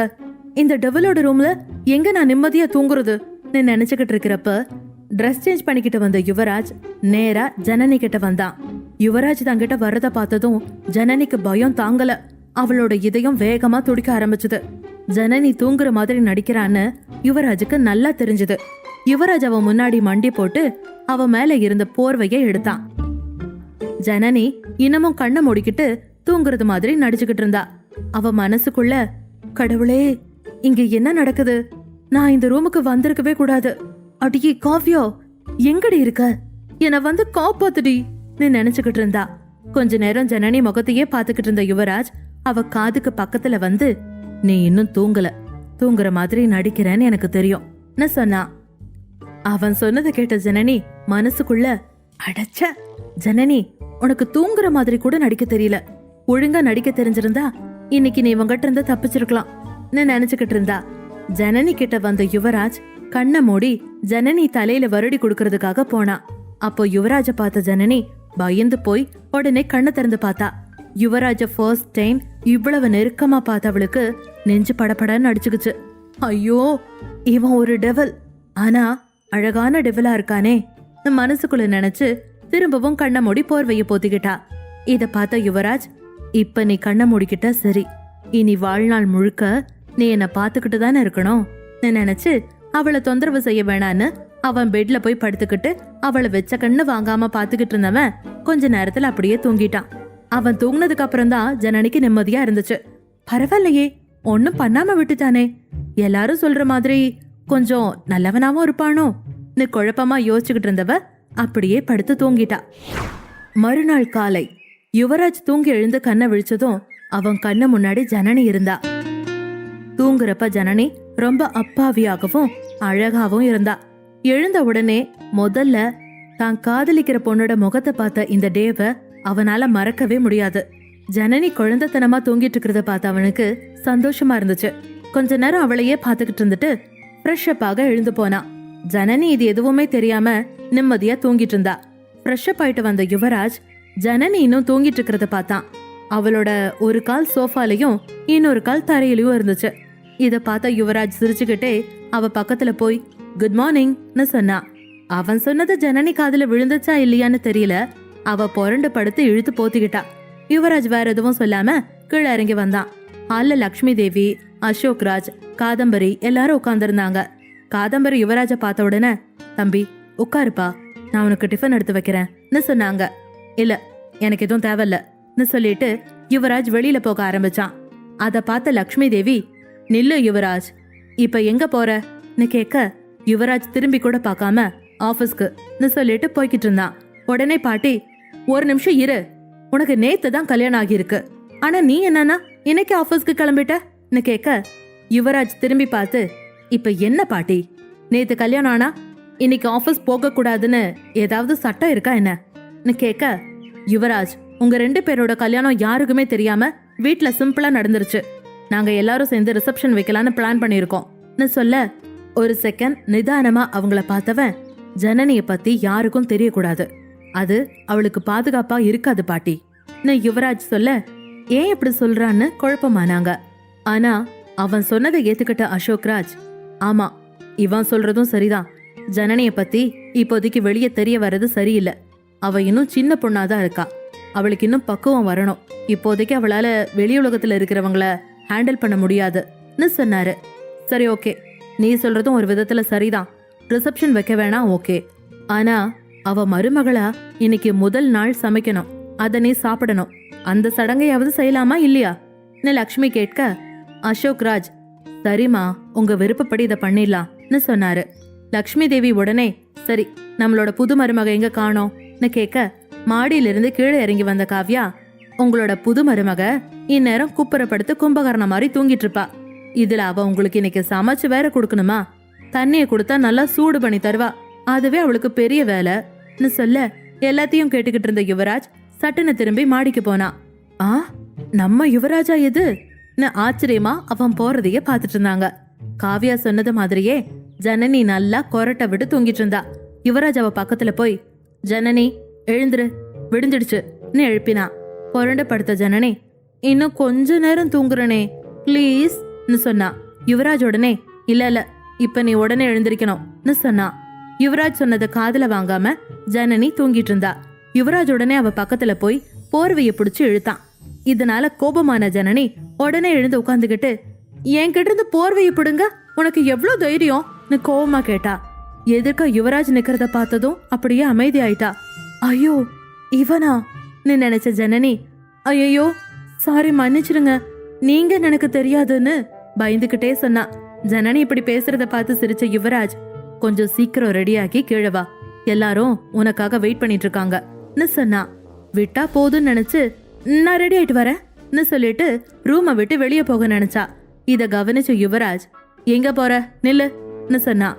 நான் காவ்யாவோட ரூமுக்கு ஃப்ரெஷ் அப் ஆக போறேன், இங்க எதுவுமே இல்லன்னு சொன்னா. அடுத்த செகண்ட் வெளியே யாரோ கதவை தட்டுற சத்தம் கேட்டுச்சு. யுவராஜ் கதவை திறந்தான். வெளியே ஒரு வேலைக்கார அம்மா ஒரு ட்ரெஸ்ஸோட நின்னுக்கிட்டு இருந்தாங்க. ஐயா, இந்த புடவைய பெரியம்மா ஜனனியம்மா கிட்ட கொடுத்து கட்டிட்டு வர சொன்னாங்கன்னு சொன்னாங்க. சரி, அதை என்கிட்ட கொடுத்துட்டு போங்கன்னு சொல்லி யுவராஜ் அதை வாங்கிட்டு கதவை மூடிட்டு உள்ள வந்து ஜனனி கிட்ட, இப்போ உன்னோட பிரச்சனை சரியாயிடுச்சா, உனக்கு தேவையான ட்ரெஸ் இங்கே வந்துருச்சு, போய் சீக்கிரம் ரெடியாகன்னு சொன்னா. பிரச்சனை எங்க முடிஞ்சது, இதுக்கப்புறம் தான் ஸ்டார்ட் ஆக போகுது, எனக்கு புடவையே கட்ட தெரியாது, இப்ப நான் என்ன பண்றது, காவ்யாவை தான் கூப்பிடணும். அச்சச்சோ, அந்த வில்லங்கம் வேண்டாப்பா, அவளுக்கு புடவைனா என்னன்னே தெரியாது, அதுக்கு நானே கட்டிக்கலாம். கடவுளே, எனக்கு மட்டும் ஏன் இப்படி ஒரு பிரச்சனைய கொடுக்கற. ஜனனி ஏதேதோ யோசிச்சுக்கிட்டு இருக்கிறத பார்த்து, என்ன யோசிச்சுட்டு இருக்க, சீக்கிரம் கிளம்புன்னு சொன்ன. யுவராஜ் கணீர்னு சொன்னதும் அவன் கையில இருந்த புடவைய வாங்கிட்டு ஜனனி பாத்ரூம்குள்ள ஓடிட்டா. கொஞ்ச நேரம் கழிச்சு குளிச்சுட்டு கதவை திறந்து ரூம்ல யுவராஜ் இருக்கானான்னு எட்டி பார்த்தா. அவன் இல்லைங்கிறத உறுதிப்படுத்திக்கிட்டு பாத்ரூம்ல இருந்து வெளியே வந்து யூடியூப்ல சாரி எப்படி கட்டுறதுன்னு சில வீடியோவை பார்த்தா. எப்படியோ அதை பார்த்து ஓரளவுக்கு புடவைய கட்டி முடிச்சுட்டு கண்ணாடியில தன்னை பார்த்துக்கிட்டு, பரவாயில்ல ஜனனி, நீயும் புடவைய நல்லா தான் கட்டியிருக்க, ஆனா எங்கேயோ இடிக்கிற மாதிரி இருக்கே. சரி ஓகே, காதம்பரி ஆண்டி கிட்ட போய் சரி பண்ணிக்கலாம்னு கிளம்பி ரூமை விட்டு வெளியே வந்தா. காதம்பரி அவ கண்ணுல பட்ட உடனே, ஆண்டி ஏன் எனக்கு இந்த புடவை கொடுத்தீங்க, எனக்கு புடவை எப்படி கட்டுறதுன்னு கூட தெரியாது, நான் யூடியூப்ல பார்த்து எப்படியோ கஷ்டப்பட்டு கட்டிட்டு வந்திருக்கேன், ஆனாலும் கொஞ்சம் சரியில்லைன்னு தான் தோணுது அப்படின்னு புடவையை பிடிச்சுக்கிட்டு நின்னுகிட்டு இருந்தா. அவ சொன்னதை கேட்ட காதம்பரி அவளை பார்க்க ஆரம்பிச்சா. ஜனனி மரூன் கலர் சாரியில ரொம்ப அழகா இருந்தா. ஜனனி, நீ இந்த சாரியில ரொம்ப அழகா இருக்க, கொஞ்சம் சரி பண்ணணுவான்னு சொல்லி ஜனனியை அழைச்சுக்கிட்டு போய் சாரிய சரி பண்ணி விட்டுட்டு தன்னோட பீரோல இருந்து ஒரு தோடை எடுத்து ஜனனி கிட்ட கொடுத்து, இத போட்டுக்கோன்னு சொன்னா. ஜனனி அதை போட்டுக்கிட்டா. அப்புறம் 2 பேரும் ஒன்னா கீழே இறங்கி வந்தாங்க. ஜனனிய பார்த்த காவ்யா அவகிட்ட ஓடி வந்து, "ஏய் மச்சி, ரொம்ப அழகா இருக்க." "ஐயோ சாரி சாரி அண்ணி, நீ கிண்டல் பண்ணினா." "ஏய் கிண்டல் பண்றியா?" ஜனனி கேட்க புன்னகையோட காவியா ஜனனியே பார்த்துட்டு இருந்தா. காதம்பரி ஜனனி கிட்ட, "ஜனனி, இன்னைக்குதான் கல்யாணம் முடிஞ்ச முதல் நாள், எல்லார்கிட்டயும் ஆசீர்வாதம் வாங்கிக்கோன்னு சொன்னாங்க." இத கேட்ட ஜனனி சரின்னு தலையாட்டிட்டு எல்லார் கால்லயும் விழுந்து ஆசீர்வாதம் வாங்கிட்டா. "நல்லா இருமா, ராஜ் குடும்பத்தோட மூத்த மருமகளே, வெல்கம்." அசோக் குமார் வாழ்த்தினாரு. "எல்லா செல்வங்களும் பெற்று நீடோழி வாழணுமான்னு வாழ்த்தி அவன் நெத்தியில முத்தம் கொடுத்தாங்க லக்ஷ்மி பாட்டி. அது எல்லாமே ஜனனிக்கு ரொம்ப பிடிச்சிருந்துச்சு. யாருமே இல்லாத அவளுக்கு இவ்ளோ பேர் இன்னைக்கு சொந்தமாகிட்டாங்கிறத நினைக்கிறப்பவே அவளுக்கு உற்சாகமா இருந்துச்சு. இதெல்லாம் அந்த யுவராஜ்னால தான். ஆனாலும் அவன் டெவில் தான், இவ கேரக்டரையே புரிஞ்சுக்க முடியலையே அப்படின்னு மனசுக்குள்ள நீயா நானா நடத்திக்கிட்டு இருந்தா. அப்ப லக்ஷ்மி தேவி, "ஜனனி, இன்னைக்கு நீ முதல் தடவை மாமியார் வீட்டுல சமைக்கணும்னு சொன்னாங்க." 1000 வாலா சரவடி வெடிச்ச மாதிரி அரண்டு போய் நின்னா நம்ம ஜனனி அந்த வார்த்தையை கேட்டதும். "என்னது சமையலா? நானா? அட ஊதுங்கடா சங்கு, ஆயம் தண்ட சோறு கிங்கு." விஐபி படத்துல தனுஷ் ஹை பிச்சில கத்துற மாதிரி இருந்துச்சு. லக்ஷ்மி தேவி, "ஜனனி, இன்னைக்கு நீ முதல் தடவை மாமியார் வீட்டுல சமைக்கணும்னு சொன்னாங்க." உடனே ஜனனி ஷாக் ஆயிட்டா. இத பார்த்த காவ்யா சிரிச்சுக்கிட்டே, "நீ ரொம்ப எல்லாம் பண்ண வேணாம், ஒரு கேசரி பண்ணு, அது போதும். அதுவும் தெரியலனா யூடியூப் பார்த்து பண்ணுன்னு சொன்னா. காதம்பரி உடனே, "அத்தை, நான் பண்றேன், அவ சும்மா என் பக்கத்துல நின்னா போதும்னு சொன்னா. லக்ஷ்மி தேவி யோசிச்சு, "இல்ல காதம்பரி, எல்லாத்துக்கும் ஒரு சடங்கு சம்பிரதாயம் இருக்கு. அதனால இன்னைக்கு நாம ஜனனி கையால தான் சமைச்சு சாப்பிடணும். அதனால தனியா ஜனனிய செய்யட்டும்னு சொன்னாங்க. சரின்னு எல்லாரும் ஜனனிவே தனியா சமைக்க சொன்னாங்க. கூட ஹெல்ப்புக்கு காதம்பரி இருந்தாங்க. ஜனனி யூடியூப பார்த்து கேசரி செஞ்சுக்கிட்டு இருந்தா. காதம்பரி யார்கிட்ட இருந்தோ போன் வந்துச்சுன்னு வெளியே போயிட்டாங்க. அப்போ உள்ள வந்த காவ்யா, "மச்சி, என்ன பண்ணிட்டு இருக்க?" கேட்க, "தெரியலடி, நான் ஏதோ பண்ணிட்டு இருக்கேன். எனக்கு இது எதுலயுமே விருப்பம் இல்ல. நான் இனி இங்க இருக்க போறதில்ல. இந்த கல்யாணம் எனக்கு பிடிச்ச மாதிரி நடக்கலன்னு சொன்னா. "ஏன் திரும்ப திரும்ப நீ இப்படி பேச ஆரம்பிச்சுட்ட?" காவ்யா கேட்க, "அப்புறம் நான் வேற என்ன சொல்றது? முதல்ல அந்த டெவில ஹேண்டில் பண்ணி ஆகணும். அப்புறம் இந்த புடவைய நான் டெய்லி கட்டிக்கிட்டு இருக்கணும். இந்த வீட்ல உள்ளவங்களுக்கு பிடிச்ச மாதிரி நான் ஏதாவது செஞ்சு கொடுக்கணும்.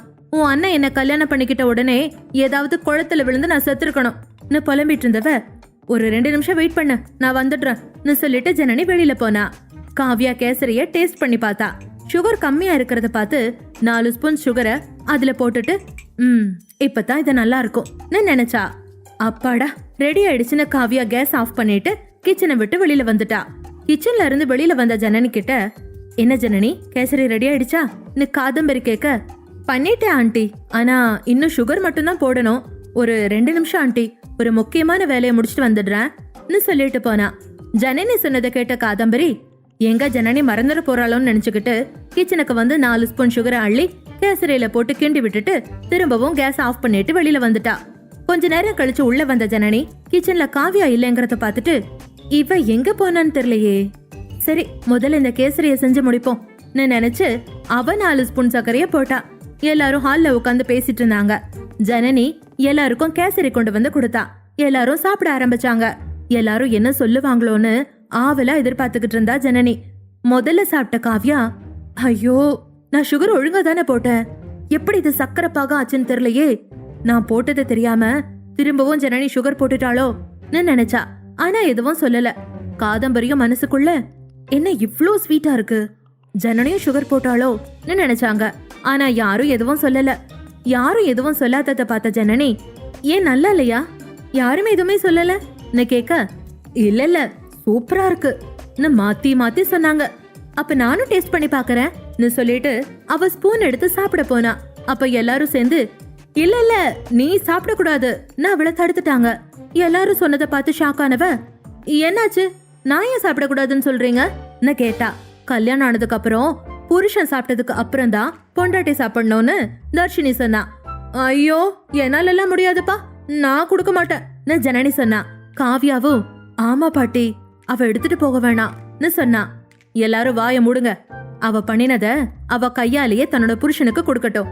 அவளோட புருஷனே இது எப்படி இருக்குன்னு அவளுக்கு சொல்லுவான்னு சொன்னாங்க. வேற வழி இல்லாம ஜனனியும் பயந்துகிட்டே அதை எடுத்துக்கிட்டு மாடிக்கு போனா. ஜனனி அங்கிருந்து போனதும், ஏன் லட்சு ஜனனியை இப்படி அந்த பிசாசு கிட்ட மாட்டி விட்டீங்க? அவன் கோவத்துல கத்துனா, பாவம் இவ பயந்துர போறா காவியா சொன்னா. அவன் எதுவும் சொல்ல மாட்டான். ஏன்னா யுவராஜுக்கு ஜனனிய ரொம்ப பிடிக்கும்னு எனக்கு தெரியும். அவன் ஒண்ணு சும்மா ஜனனிய கல்யாணம் பண்ணிக்கல, அவளை பிடிச்சதுனாலதான் கல்யாணம் பண்ணிக்கிட்டான்னு சொன்னாங்க. யுவராஜோட ரூம். யுவராஜ் சோஃபால படுத்திருந்தான். பொறுமையா ஜனனி ரூமுக்குள்ள வந்து யுவராஜ் பின்னாடி நின்னுக்கிட்டு இருந்தா. ரூமுக்குள்ள ஜனனி வந்திருக்கான்னு தெரிஞ்சுக்கிட்டவன், என்னாச்சு, ஒழுங்கா ஸ்வீட் செஞ்சு முடிச்சிட்டியான்னு கேட்டான். யுவராஜோட குரலை கேட்டு கொஞ்சம் பயந்து போன ஜனனி, செஞ்சுட்டேன், பாட்டி உங்களுக்கு கொடுக்க சொல்லி கொடுத்தாங்கன்னு சொன்னா. என் பின்னாடியே நின்னுகிட்டு இருந்தா நான் எப்படி சாப்பிடுறதா, முன்னாடி வான்னு சொன்னா. அவளை சேர்ல உட்கார சொல்லிட்டு யுவராஜ் கேசரிய சாப்பிட ஆரம்பிச்சான். அவன் ஒரு வாய் சாப்பிட்டதுமே கேசரியில போட்டிருந்த சுகர் வாய் முழுக்க பரவிடுச்சு. அது ரொம்ப ஸ்வீட்டா இருந்துச்சு. யுவராஜ் உடனே ஜனனிய பார்த்து, நீதான் அதை பண்ணினியான்னு கேட்டான். ஆமான்னு ஜனனி தலையாட்டினதும், நீ இத டேஸ்ட் பண்ணியான்னு கேட்க, ஜனனி இல்லன்னு தலையாட்டிட்டு தைரியமா, டேஸ்ட் எப்படி இருக்குன்னு கேட்டா. யுவராஜ், அத நீயே டேஸ்ட் பண்ணி பாருன்னு ஒரு ஸ்பூனை எடுத்து அவ வாயில ஊட்டி விட்டான். அவ அப்படி செய்வான்னு ஜனனி எதிர்பார்க்கல. அப்படியே ஷாக் ஆயிட்டா. ஒரு வாய் சாப்பிட்டவ, ஐயோ என்ன இவ்ளோ ஸ்வீட்டா இருக்குன்னு சொல்ல, ஆமா ஆமா ரொம்ப ஸ்வீட்டா இருக்குன்னு சொன்ன யுவராஜ் திரும்பவும் அதை சாப்பிட ஆரம்பிச்சான். அவன் சாப்பிடத பார்த்த ஜனனி, அப்புறம் அதை சாப்பிடுறீங்க, வேணா வச்சுடுங்க, நான் அவனை தடுக்க ட்ரை பண்ணினா. அவ சொன்னதை கேட்ட யுவராஜ் அவளை பார்த்து, என் ஏஞ்சல் எனக்காக செஞ்சது, அதனால இத ஃபுல்லா சாப்பிடுவேன்னு சொல்லிட்டு முழு கேசரியும் சாப்பிட்டு முடிச்சான். அவன் சொன்ன வார்த்தை அவளுக்கு கொஞ்சம் விசித்திரமா தெரிஞ்சது. கொஞ்ச நேரம் கழிச்சு ஜனனி அங்கிருந்து கிளம்பிட்டா. மறுபுறம் காவ்யாவின் அறை. காவ்யாவோட ரூமுக்கு வந்த ஜனனி கோவமா, என்னோட கேசரியை என்னடி பண்ணி வச்ச? நான் உன்னை சுகர் போட சொன்னா, அப்படியே போடுறதா இருந்தாலும் ஏற்கனவே போட்டிருக்கனா இல்லையான்னு பார்க்க மாட்டியான்னு கேட்க, மச்சி இதுல ஏன் தப்பு எதுவும் இல்லடி, நான் கரெக்டா தான் சுகர் போட்டேன், அதுக்கப்புறம் அம்மாவும் போட்டிருக்காங்க, நீயும் போட்டிருக்க, அதனாலதான் கேசரி இப்படி ஆயிடுச்சுன்னு காவியா சொல்ல, சரி அதை விடு, அதான் இவ்ளோ ஸ்வீட்டா இருக்குன்னு தெரியுதுல்ல, தெரிஞ்ச எதுக்கு என்ன உன் அண்ணன் கிட்ட எடுத்துக்கிட்டு போக விட்டன்னு கேட்டா. நான் போக வேணான்னு சொல்லலான்னு தான் மச்சி நினைச்சேன், ஆனா லட்சு தான் என்ன தடுத்து நிறுத்திடுச்சு, நான் என்ன பண்ணட்டும் சொல்லு.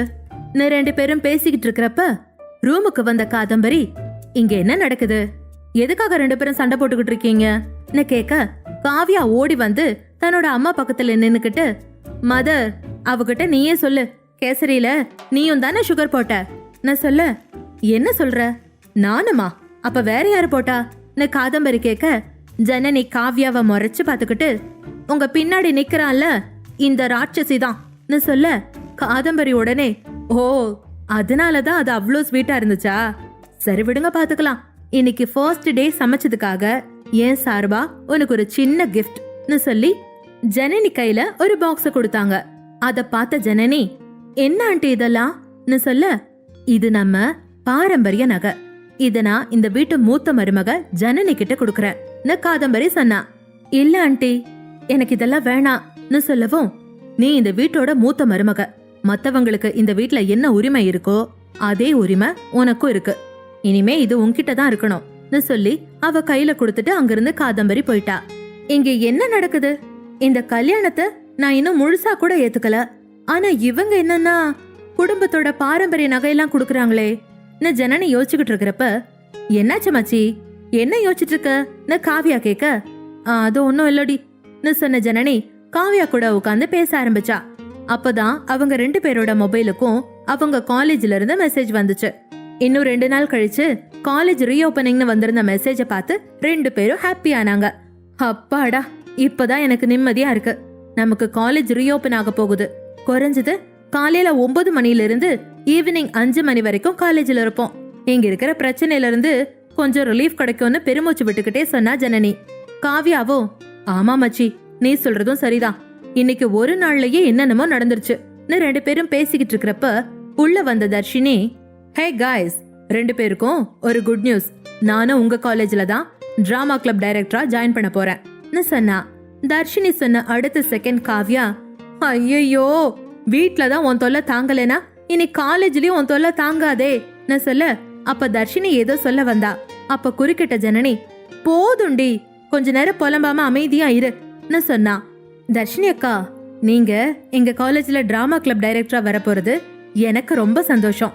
நானும் டிராமா கிளப்ல ஜாயின் பண்ணலாமான்னு கேட்க, ஓஎஸ், தாராளமா ஜாயின் பண்ணலாம். நீ ஆடிஷன்ல வந்து கலந்துக்கன்னு சொன்னா. அவங்க கிட்ட கொஞ்ச நேரம் பேசிக்கிட்டு இருந்த ஜனனி கொஞ்ச நேரம் கழிச்சு தான் ரூமுக்கு போனா. யுவராஜ் ஸ்டடி ரூம்ல இருக்கிறத அவ கவனிக்கல. ரூமுக்கு வந்த ஜனனி சோஃபால படுத்துக்கிட்டு, இந்த ரூம் ரொம்ப நல்லாதான் இருக்கு. நான் கூட அந்த டெவில் மாதிரியே உருன்னு இருக்கும்னு நினைச்சேன். பரவாயில்ல, அந்த டெவிலுக்குள்ளயும் ஒரு ரசனை இருக்குப்பா. நான் ஜனனி பேசிக்கிட்டு இருக்கிறப்ப ஸ்டடி ரூம்ல இருந்து வெளியில வந்த யுவராஜ் ஜனனி சொன்ன எல்லாத்தையும் கேட்டான். அதெல்லாம் கேட்டதும் யுவராஜ் முகத்துல சிரிப்பு வந்துருச்சு. அவன் ஜனனி கிட்ட, ஹேய், என்னை பத்தி ஏதாவது சொன்னியா என்ன கேட்டான். யுவராஜோட வாய்ஸ கேட்டு ஷாக்கான ஜனனி பயத்துல எழுந்து சோஃபால உட்காந்துக்கிட்டு, இல்லையே, நான் எதுவுமே சொல்லலையே, உங்க காதுல ஏதாச்சும் விழுந்துச்சா என்ன கேட்க, இல்ல, நீ ஏதோ பேசின மாதிரி இருந்துச்சு, ஆனா அது சரியா என் காதுல விழல, அதான் கேட்டேன் சொல்ல. இல்ல, நான் எதுவும் சொல்லல மிஸ்டர் யுவராஜ் ஜனனி சொன்னா. பயப்படாத ஜனனி, நான் எதுவும் சொல்ல மாட்டேன். பரவாயில்ல, நீ என்ன சொன்னேன்னு சொல்லு. ஆமா, நீ என்ன எப்படி கூப்பிட்ட கேட்க, அது வந்து நான் மிஸ்டர் யுவராஜ்னு தான் கூப்பிட்டேன்னு பயந்துக்கிட்டு சொன்னா. யுவராஜ் அவளை முறைச்சு பார்த்துக்கிட்டு, இல்ல, நீ பொய் சொல்ற. நீ என்கிட்ட டைரக்டா பேசுறப்ப சார்னு சொல்ற, அதே நான் இல்லாதப்ப எப்படி கூப்பிடுறன்னு கேட்டுக்கிட்டே அவகிட்ட போனா. யுவராஜ் தங்கிட்ட வரத பார்த்து பயந்த ஜனனியோட ஹார்ட் வேகமா துடிக்க ஆரம்பிச்சது. அவ கண்ணு ரெண்டும் பட்டாம்பூச்சி மாதிரி படபடபடன்னு அடிக்க ஆரம்பிச்சது. யுவராஜ் ஜனனி கிட்ட போய் சோஃபால அவ பக்கத்துல உட்காந்து, இப்ப சொல்லு, நீ என்னன்னு கூப்பிட்டன்னு கேட்க, பயந்து போன ஜனனி சோஃபால ஒரு ஓரமா உட்காந்துக்கிட்டு, நான் உங்களை அப்பவும் மிஸ்டர் யுவராஜ்னு தான் கூப்பிட்டேன்னு சொன்னா. யுவராஜ் பொறுமையா, இல்ல ஏஞ்சல், நீ என்கிட்ட போய் சொல்ற, உண்மைய சொல்லுன்னு கேட்டான். ஜனனி, அது வந்து தடுமாறும்போது, ஏன் இப்படி பயப்படுற, சொல்லு, நீ என்னன்னு சொல்லி கூப்பிட்ட கேட்க, ஜனனி பொறுமையா டெவில்னு சொல்லிட்டு பயத்துல தன்னோட கண்ணை இறுக்கமா மூடிக்கிட்டா. யுவராஜ் ஜனனி சொன்னதை கேட்டு சிரிச்சுக்கிட்டே அவகிட்ட, என்ன டெவிலா, நீ என்ன டெவில்னு சொல்ற அளவுக்கு நான் அப்படி என்ன வேலை பார்த்தேன்னு கேட்க, கண்ணை திறந்து யுவராஜ பார்த்த ஜனனி, ஒரு நாள் என் கண்ணு முன்னாடியே தான் கொலை பண்ணினா. அதுவும் இல்லாம எப்ப பார்த்தாலும் மூஞ்சிய உருன்னு வச்சுக்கிட்டு எல்லார் மேலயும் கோவப்படுறான். ஆனா இப்ப அப்படியே டோட்டலா ஆளே மாறிட்டானே. இவனை என்னால கொஞ்சம் கூட புரிஞ்சுக்கவே முடியலையே. நீ யோசிச்சுக்கிட்டு இருக்கிறப்ப, யுவராஜ், சொல்லு, நான் அப்படி என்ன பண்ண கேட்க, ஜனனி கொஞ்ச நேரம் அமைதியா இருந்தா. அப்புறம், அது வந்து இந்த கல்யாணத்துல எனக்கு சம்மதமா இல்லையான்னு கூட கேட்காம நீங்க பாட்டு இழுத்துக்கிட்ட போய் உட்கார வச்சு தாலி கட்டிட்டீங்கன்னு சொல்ல, யுவராஜ் உடனே, நான் ஒன்னும் உன்னை கடத்திக்கிட்டு போய் கல்யாணம் பண்ணலையே சொன்னான். அவன் சொன்னதை கேட்ட ஜனனி, ஆனா என்ன கட்டாயப்படுத்தி தானே கல்யாணம் பண்ணீங்கன்னு கேட்க, இல்ல, நான் உன்னை கட்டாயப்படுத்தலாம் இல்லன்னு யுவராஜ் சொன்னான். அதுக்கு ஜனனி, அப்ப நீங்க பண்ணினதுக்கு பேர் என்னவான்னு கேட்க, இது ஓ மேல இருக்கிற உரிமைன்னு சொன்னான். அவன் சொன்னது கேட்டு குழப்பமான ஜனனி, அப்படின்னா நான் சொன்னதுக்கும் நீங்க சொன்னதுக்கும் என்ன வித்தியாசம் இருக்குன்னு கேட்க, யுவராஜ் ஜனனியோட கண்ணை உத்து பார்த்து அவ கைய பிடிச்சுக்கிட்டு, நிறையாவே வித்தியாசம் இருக்கு ஏஞ்சல்னு சொன்னான். அவன் திடீர்னு கைய பிடிச்சதும் ஜனனியோட உடல் நடுங்க ஆரம்பிச்சது. உடனே அவன் கிட்ட இருந்து தன்னோட கைய விலக்கிக்கிட்டு, என்ன வித்தியாசம்னு கேட்டா. சரியான நேரம் வரப்ப உனக்கே எல்லாம் தெரிய வரும்னு சொல்லிட்டு சோஃபால இருந்து எழுந்து ரெஸ்ட் ரூம் போனான். அவன் சொன்ன பதில கேட்டு ஜனனி எதுவும் பேசாம அவனை பார்த்து, நடக்கிறதெல்லாம் பார்க்க எனக்கு ரொம்ப ஆச்சரியமா இருக்கு. டெவில்னு நான் நினைக்கிறவ இப்ப எப்படி என்கிட்ட இவ்வளவு சாஃப்டா பேசிட்டு போறான் யோசிச்சுக்கிட்டு உட்கார்ந்திருந்தா. ரெஸ்ட் ரூம்ல இருந்து வெளியே வந்த யுவராஜ் ஜனனி கிட்ட, உன்னோட திங்ஸ் எல்லாம் எடுத்துட்டு வந்துட்டியான்னு கேட்க, யோசனையிலேயே உட்கார்ந்திருந்த ஜனனி அவன் சொன்னதை காதுல வாங்கவே இல்ல. யுவராஜ் அவ பக்கத்துல வந்து, ஹலோ மேடம், உங்ககிட்ட தான் கேக்குறேன், கனவு கண்டுகிட்டு இருக்கீங்களா என்னன்னு கேட்க, முன்னாடி வந்து நின்னதை பார்த்து பயந்து போன ஜனனி, நான் எதுவும் பண்ணல பதட்டத்துல கத்த ஆரம்பிச்சா. கூல் கூல், உன்கிட்ட இப்ப நான் என்ன கேட்டேன்? எதுக்கு இப்படி நீ பதட்டப்படுற? உன்னோட திங்ஸ் எல்லாம் இங்க எடுத்துட்டு வந்துட்டியான்னு தானே கேட்டேன். நான் சொல்ல எடுத்துட்டு வந்துட்டேன். நான் பயத்திலேயே தலையாட்டினா. யுவராஜ் சிரிச்சுக்கிட்டு, உனக்கு காலேஜ் ரீஓபன் ஆக போகுதுல்ல, அதனால உன்கிட்ட நான் சில விஷயங்களை சொல்லணும்னு ஆசைப்படுறேன். நான் சொல்றத நல்லா கேட்டுக்கோன்னு சொன்னா. ஜனனி சரின்னு தலையாட்டினதும் யுவராஜ் பெட்ல போய் உட்காந்துக்கிட்டு, நீ காலேஜ் போனதும் நமக்கு மேரேஜ் ஆனத பத்தி யாருக்கிட்டையும் சொல்லாத, முக்கியமா என்ன பத்தி யாருக்கிட்டையும் சொல்லாதன்னு சொன்னா. அவன் சொன்னதை கேட்ட ஜனனி, ஆமா எனக்கு ரொம்ப ஆசை பாரு, எனக்கு ஒரு டெவல் கூட கல்யாணம் ஆயிடுச்சுன்னு சொல்றதுக்கு நம்ம மனசுக்குள்ள நினைச்சுக்கிட்டா. அவ இப்படி யோசிச்சுக்கிட்டு இருக்கிறப்ப யுவராஜ், நான் ஏன் இதெல்லாம் சொல்றேன்னா என்னால உனக்கு எந்த பிரச்சனையும் வந்துடக்கூடாதுங்கிறதுக்காக தான் சொன்னான். இவன் தான் எனக்கு இருக்கிற பெரிய பிரச்சனையே, இவனை விட பெரிய பிரச்சனையா எனக்கு இருந்துற போது நினைச்ச ஜனனி அவன் சொல்றதை கேட்டுக்கிட்டு அமைதியா இருந்தா. அப்புறம் ஏஞ்சல், பசங்க கிட்ட இருந்து கொஞ்சம் விலகியே இரு, அதுதான் நல்லது. தேவையில்லாம எந்த பிரச்சனையிலயும் மாட்டிக்க வேணாம், என்ன சரியா கேட்டான். இதையெல்லாம் கேட்ட ஜனனி அவனை பார்த்து, புரியுது புரியுது, நான் ஒன்னும் பண்ணலன்னு சொன்னான். யுவராஜ் சிரிச்சுக்கிட்டே, நீ காலேஜ்ல என்ன பண்ற, எங்க போறேன்னு எல்லா விஷயமும் எனக்கு தெரியும்னு சொன்னான். அவன் சொன்னதை கேட்ட ஜனனி அப்பாவியா மூஞ்சிய வச்சுக்கிட்டு, ஐயோ நான் எதுவும் பண்ணல, எல்லாம் அந்த காவியா தான், உண்மையிலேயே நான் எதுவுமே பண்ணலன்னு சொன்னா. ஆமா ஏஞ்சல், எனக்கு தெரியும் நீ எதுவும் பண்ணலன்னு யுவராஜ் சொன்னா. அவன் சொன்னதை கேட்டு அதிர்ச்சி அடைஞ்ச ஜனனி அவனையே பார்க்க ஆரம்பிச்சா. யுவராஜ் தன்னோட பேச்ச தொடர்ந்தான். நீ ஒரு பையனை பாத்ரூம்குள்ள வச்சு லாக் பண்ணி அவனுக்கு என்ன தண்டனை கொடுத்தேன்னு எனக்கு தெரியும்னு சொன்னான். அவன் சொன்னதை கேட்டு ஷாக்கான ஜனனி, அச்சுச்சோ இவனுக்கு எல்லாமே தெரிஞ்சிருச்சே நினைச்சு அங்கிருந்து ஓட நினைச்சா. ஆனா அவளால அங்கிருந்து தப்பிக்க முடியல. அவன் ஒரு பொண்ணை லவ் பண்ண சொல்லி டார்ச்சர் பண்ணினான், அதனாலதான் நான் அப்படி செஞ்சேன்னு ஜனனி சொன்னா. எனக்கு எல்லாம் தெரியும் ஏஞ்சல், அதனாலதான் நான் எதுவுமே உன்ன சொல்லல யுவராஜ் சொன்னா.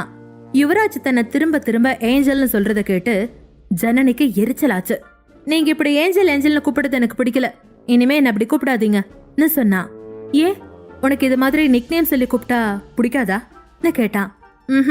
நீங்க கூப்பிடுறது மாதிரி ஏஞ்சல், செல்லம், பேபி, டார்லிங்னு கூப்பிடுறதெல்லாம் எனக்கு சுத்தமா பிடிக்கவே பிடிக்காதுன்னு சொன்னா. சரி உனக்கு இதெல்லாம் பிடிக்கலனா நீ என்ன டபுள்னு கூப்பிடுற மாதிரி நானும் உன்னை சூனியக்காரி, காட்டேரி, பிசாசுன்னு கூப்பிட்டுமா கேட்டான். யுவராஜ் சொன்னதை கேட்டு ஜனனி அவனை முறைச்சு பார்க்க ஆரம்பிச்சா. யுவராஜ் சிரிச்சுக்கிட்டே, என்னாச்சு, நீ எனக்கு நிக்நேம் வச்ச மாதிரி தானே நானும் உனக்கு நிக்நேம் வச்சேன்னு சொன்னான். நீங்க ரொம்ப மோசம், இதுக்கு மேல நான் உங்ககிட்ட பேச விரும்பல, நான் தூங்க போறேன் சொல்லிட்டு திரும்பி படுத்துக்கிட்டா. யுவராஜ் ஜனனிய பார்த்து சிரிச்சுக்கிட்டே, நீ என்ன டெவல்னு கூப்பிடுறல, டெவல்னா மோசமானவங்க தானே, அதனாலதான் நானும் இப்படி இருக்கேன்னு சொன்னா. ஜனனி அவன் பேசுறது எதுவும் தன்னோட காதுல விழக்கூடாதுன்னு காது ரெண்டையும் மூடிக்கிட்டு கண்ணை இருக்க மூடி சோஃபாலேயே படுத்துக்கிட்டா. யுவராஜ் சிரிச்சுக்கிட்டே பெட்ல படுத்துட்டான். ரூம் ஒரே அமைதியா இருந்துச்சு. அப்ப ஜனனி மொபைலுக்கு ஒரு மெசேஜ் வந்துச்சு. அந்த சத்தம் அவங்க 2 பேரையுமே டிஸ்டர்ப் பண்ணுச்சு. ஜனனி, இப்ப யார் எனக்கு மெசேஜ் அனுப்பியிருக்கா யோசிச்சுக்கிட்டே மொபைல்ல பாக்குறப்ப அதுல கார்த்திகிட்ட இருந்துதான் அவளுக்கு மெசேஜ் வந்திருந்துச்சு. அதுல ஐ வில் கம் டுமாரோ, உன்னை மீட் பண்றேன்னு அவ மெசேஜ் அனுப்பியிருந்தான். கார்த்திக் அவன் வேற யாரும் இல்ல, யுவராஜோட தம்பியே தான். அவனுக்கும் ஜனனி மேல கிரஷ் இருந்துச்சு. ஆனா அவ இப்ப தன்னோட அண்ணி ஆகிட்டான்னு கூட தெரியாம ரூட் அடிச்சிட்டு இருக்கான். இந்த காமெடி இனி எப்படி போய் முடிய போகுதோ. போங்கடா பெட்ரூம் லைட்டுங்களா போனை தூக்கி போட்டுட்டு தூங்க ஆரம்பிச்சா ஜனனி. முழு கதையையும் கேட்டு மகிழ பாக்கெட் FM APP டவுன்லோட் செய்யுங்கள். லிங்க் டிஸ்கிரிப்ஷனில் கொடுக்கப்பட்டுள்ளது.